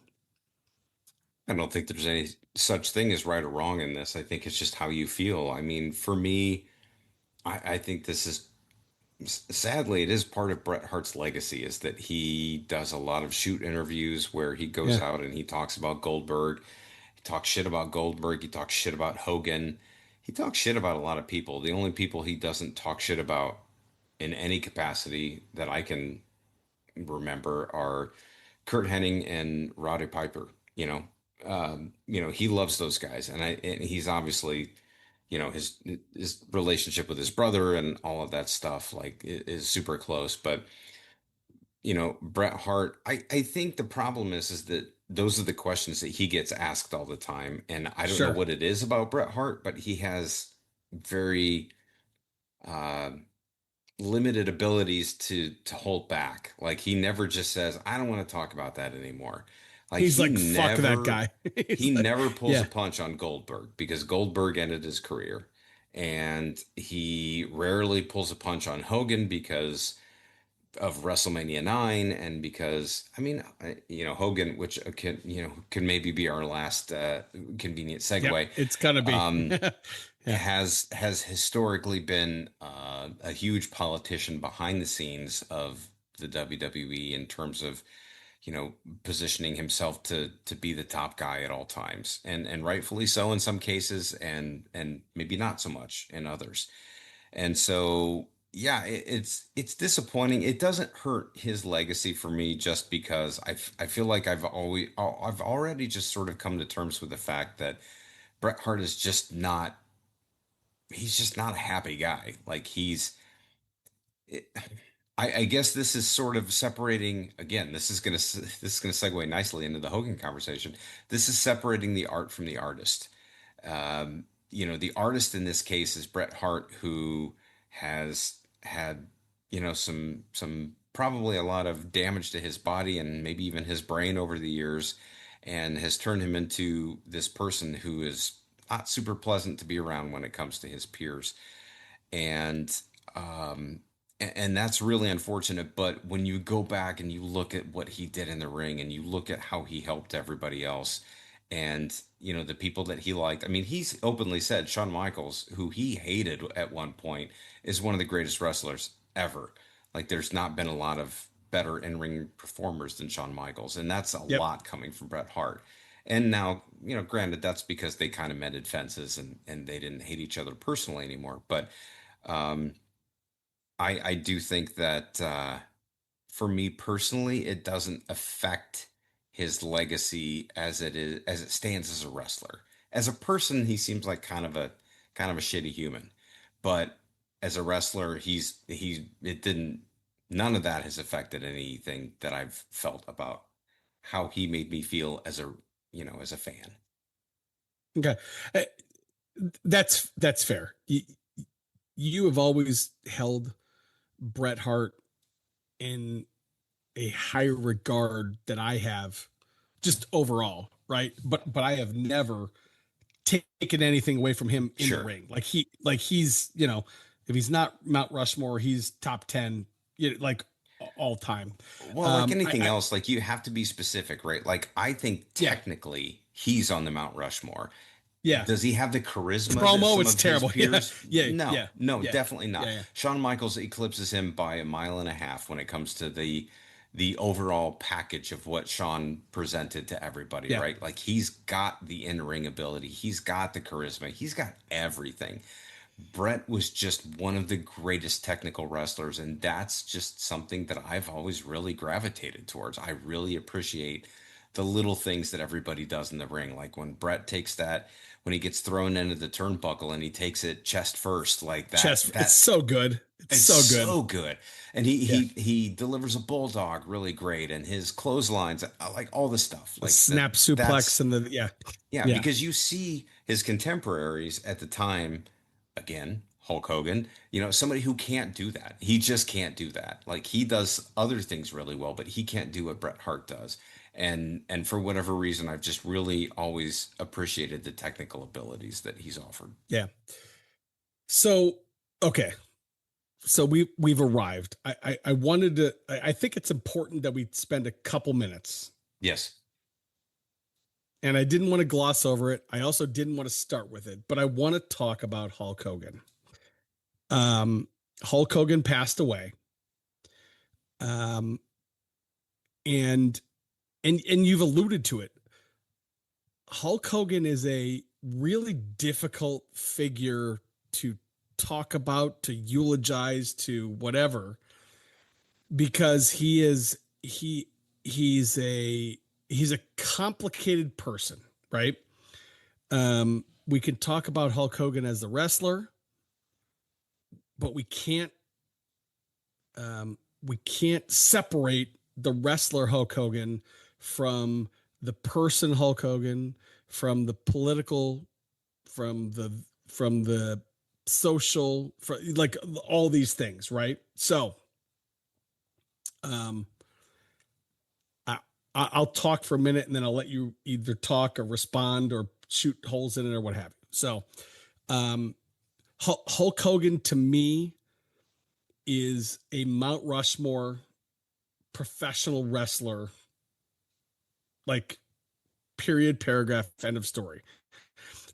And that is regardless of all of the nonsense, which again, I'm not agreeing with any, I'm not condoning, I'm not agreeing, Hulk Hogan, I think, is kind of a piece of shit human being. Like if you look at him as a human being, but from a professional wrestling standpoint, you can't discount, you can't, like, it's kind of like Vince McMahon, right? We've talked about Vince in ad nauseum, right? There's a lot of similarities, right? And we talked about Brock Lesnar. Like, there's a lot of similarities. Hulk Hogan, in my mind, is a Mount Rushmore for what he did for the wrestling business. I don't think we have a WWE, a WCW, an AEW. Like, I don't think we have that today without Hulk Hogan. Um, that said, I can't discount all of the like human moments and all that kind of stuff that we got from Hulk Hogan. I'm not condoning, I'm not approving of. When I look back on Hulk Hogan, I'm looking back purely as the real American, the red and yellow, the NWO. That that's what I'm choosing to remember of Hulk Hogan. Um, and this is, if not primarily, it is, we talk about wrestling a lot, and I thought it was really important that we address, and I wanted to talk about Hulk Hogan because, like, to me, like, Hulk Hogan is a massive part of why I am the 4 decade at this point wrestling fan that I am, and I have to give a lot of thanks and reverence to Hulk Hogan. So I'll Yeah. like we never get deep on this podcast, but Right. Right. like that's like to me, and you're gonna kind of laugh. To me, like this is kind of when Eddie passed away for you. Like, you know what I mean? Like it's on that level. Like it's Yeah. so No, I totally get that. And first off, it's very well said. And I echo pretty much everything that you're saying. I think that, and in fact, you kind of stole a few ideas because, I'm thinking of, it's what I said a little earlier about separating the art from the artist. And it's interesting because I've had this moral conundrum myself when it comes to, let's say, musicians, right? Musicians have transgressions, and you have to say, well, do I still like that musician even though I know they're kind of a piece of shit, or that they've done really bad things in their life?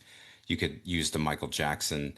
Well, I don't know if you could use that or not. He was never convicted of anything, but there are many artists out there that have done really crappy things personally, but they've written and performed great music over the years.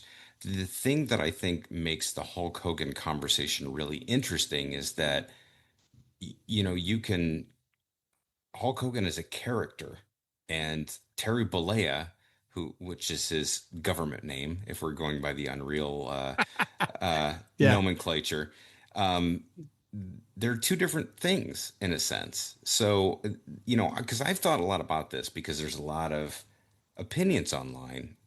Some people think that you shouldn't celebrate Hulk Hogan because of a lot of the controversy and the racist remarks and whatever. And I understand that, and I agree with that.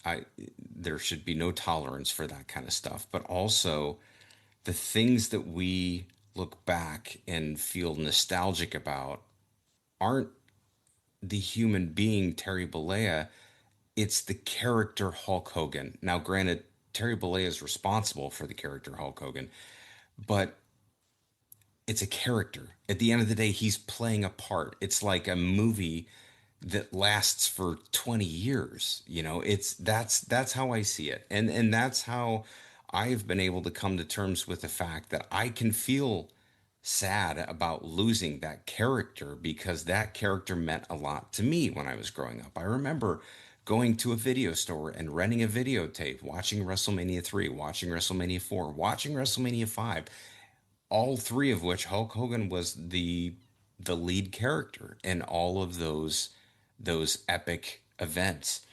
And that's what I miss. I miss my childhood. I miss the way that character played a part in my childhood.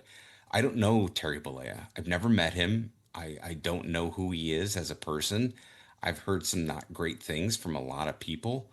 And, whatever happens in the afterlife, I hope I hope there's some positive salvation, whatever it is. I don't know.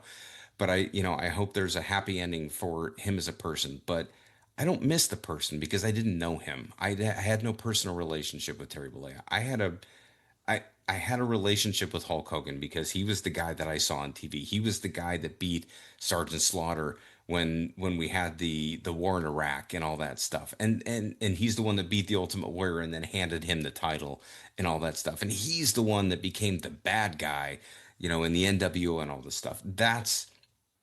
I miss the character that made this business what it was. And so that's why I think it's really interesting and sort of different from, like, we talked about Bobby Knight. When Bobby Knight passed away, another icon from the 80s, he, much like Hulk Hogan or Terry Bollea, will leave a complicated legacy. That's the one that we like to say that phrase a lot. But Bobby Knight didn't play a character. Bobby Knight was Bobby Knight.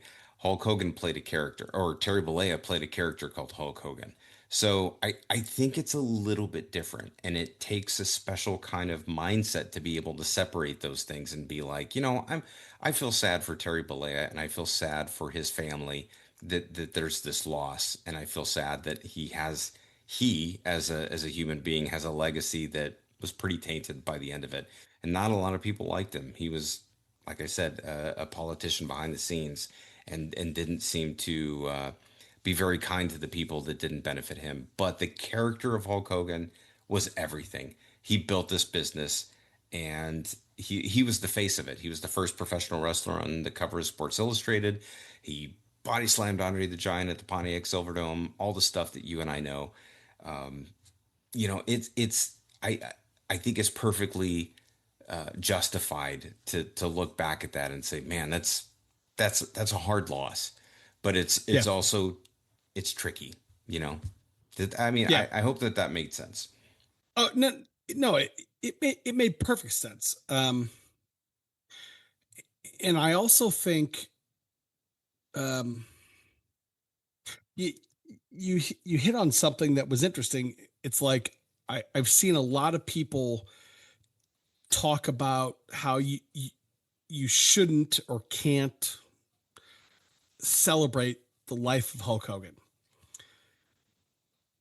And I think you hit the nail on the head. There's a massive difference between Terry Bollea and Hulk Hogan, right? And I think what I am feeling and what I am celebrating and what I am missing is the Hulk Hogan character. Now, I will say I give a lot of credit to the human being of Terry Bollea, right? For creating that, Yeah, right? Because without Terry Bollea, we don't get Hulk Hogan, right? right. So, but that also doesn't, just because I give him credit for that piece of his life doesn't mean that I like co-sign or agree with every other part of his life. Like, Sure. people are fucking complicated, right? Like, there's shit about me that like I hate. You know what I mean? Like not everybody's perfect, right? So, Of course. um, and so again, I'm not whitewashing that. I'm not, I'm not, ignoring that part of his life. I'm nothing like that. I'm not, I'm not agreeing with that. Nothing like that.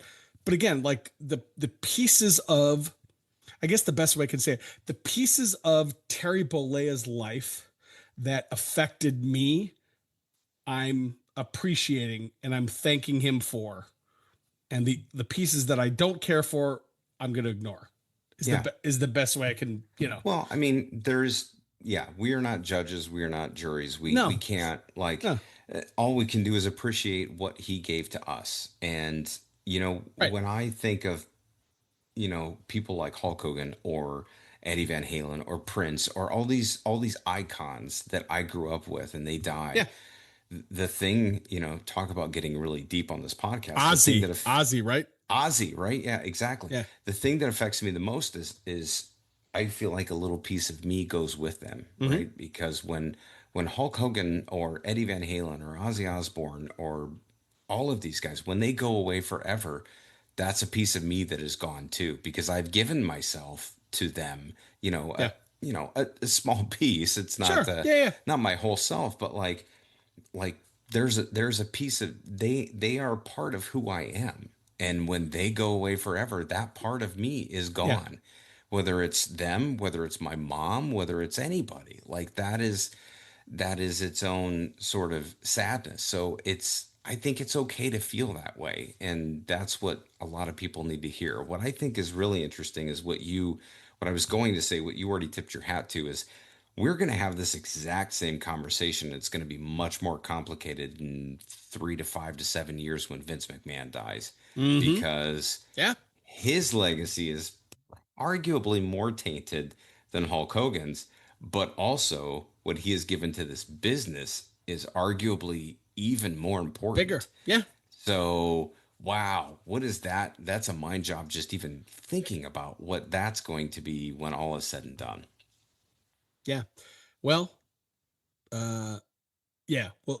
When it comes to Vinnie Mac, we'll cross that bridge when we come to it, right? Um, Exactly.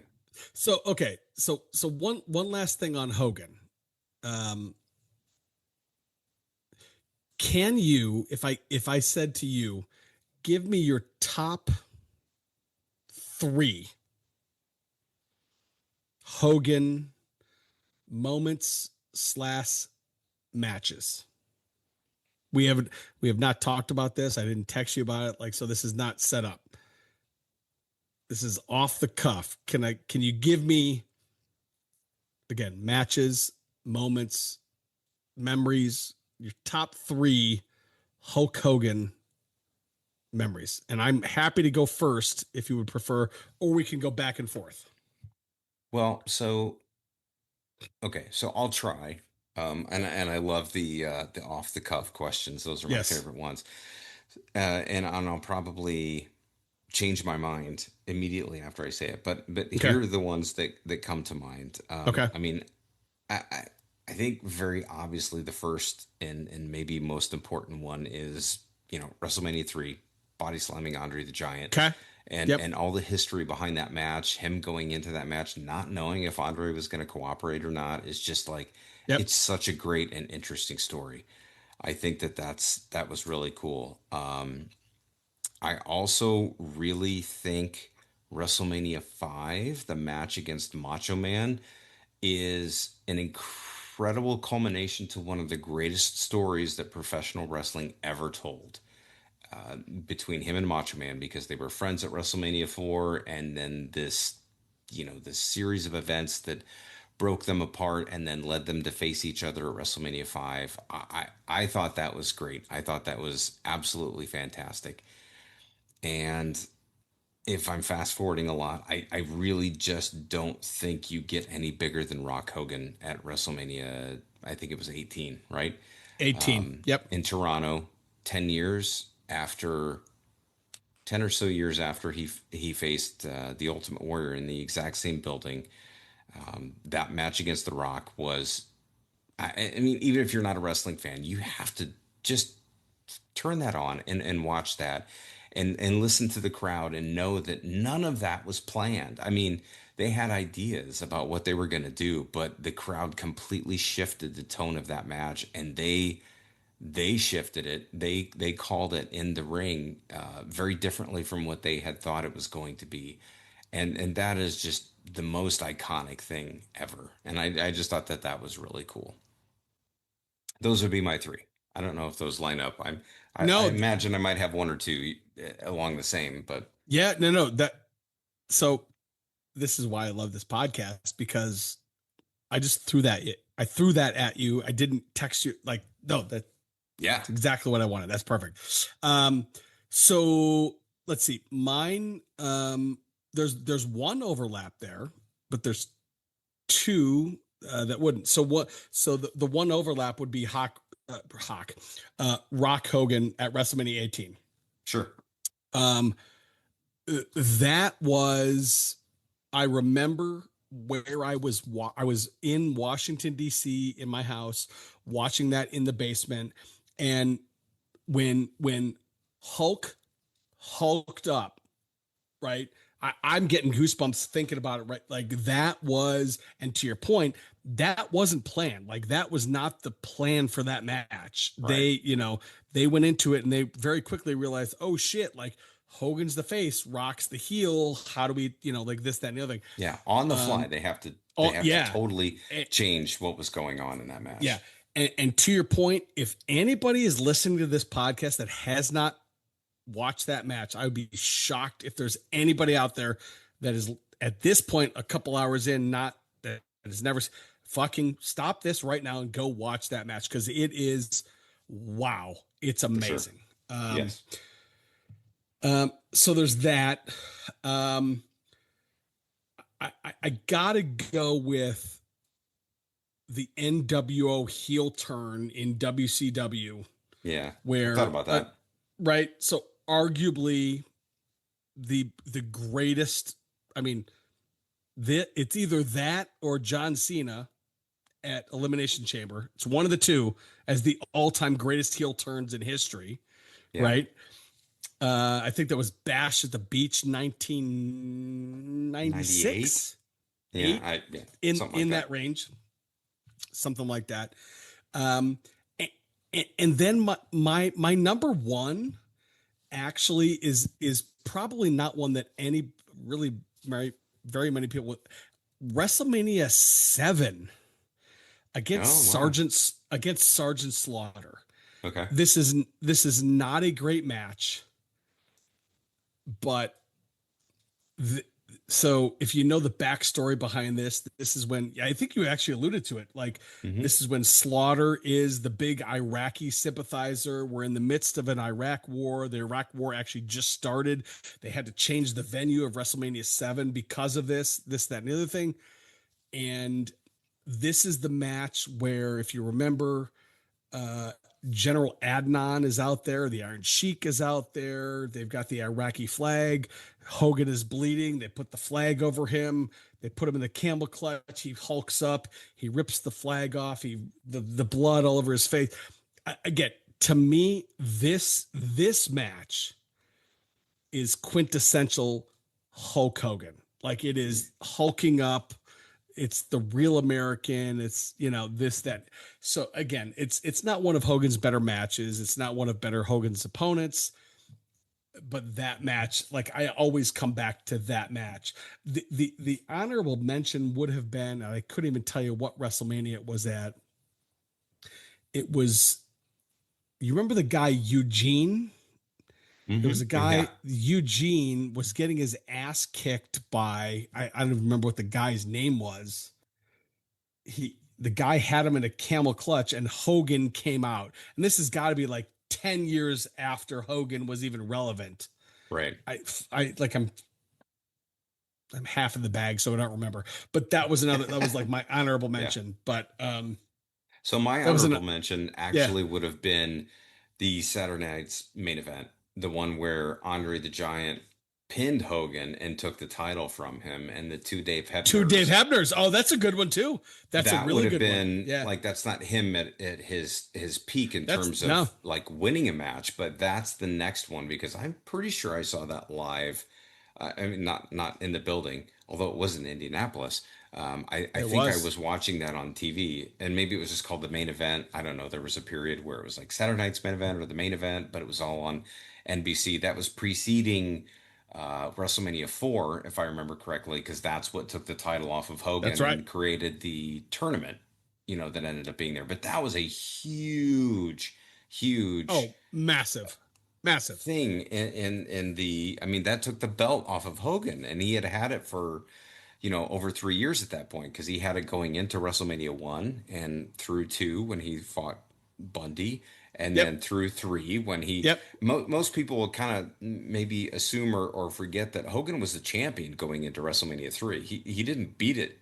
He didn't beat Andre for the belt. He For the just yeah. beat Andre to retain the belt. And then it Yes. was between 3 and 4 that he actually lost the title, and they decided to put it on somebody else, which was obviously, Macho Man.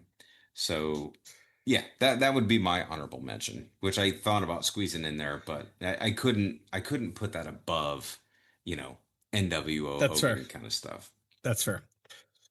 Well, hey, we got there. We did What 100.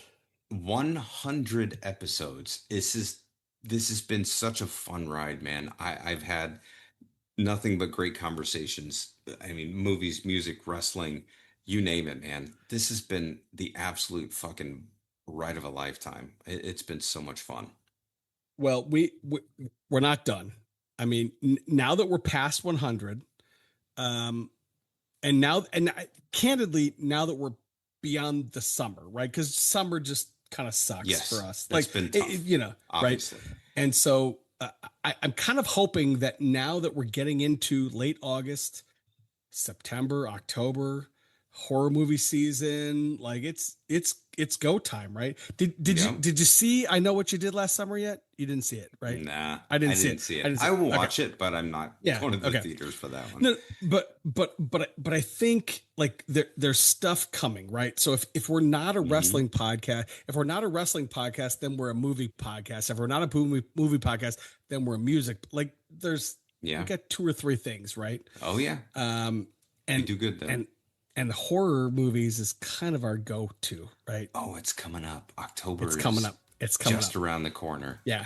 So, cool. Well, this was awesome. This was 100 motherfucking episodes. And I'm pumped, and I'm glad it took us fucking 4 months when we got there. That's Pip. I'm Chewie. This is the 411 from 406. Aloha, bitches. Here's to 100 more, motherfuckers.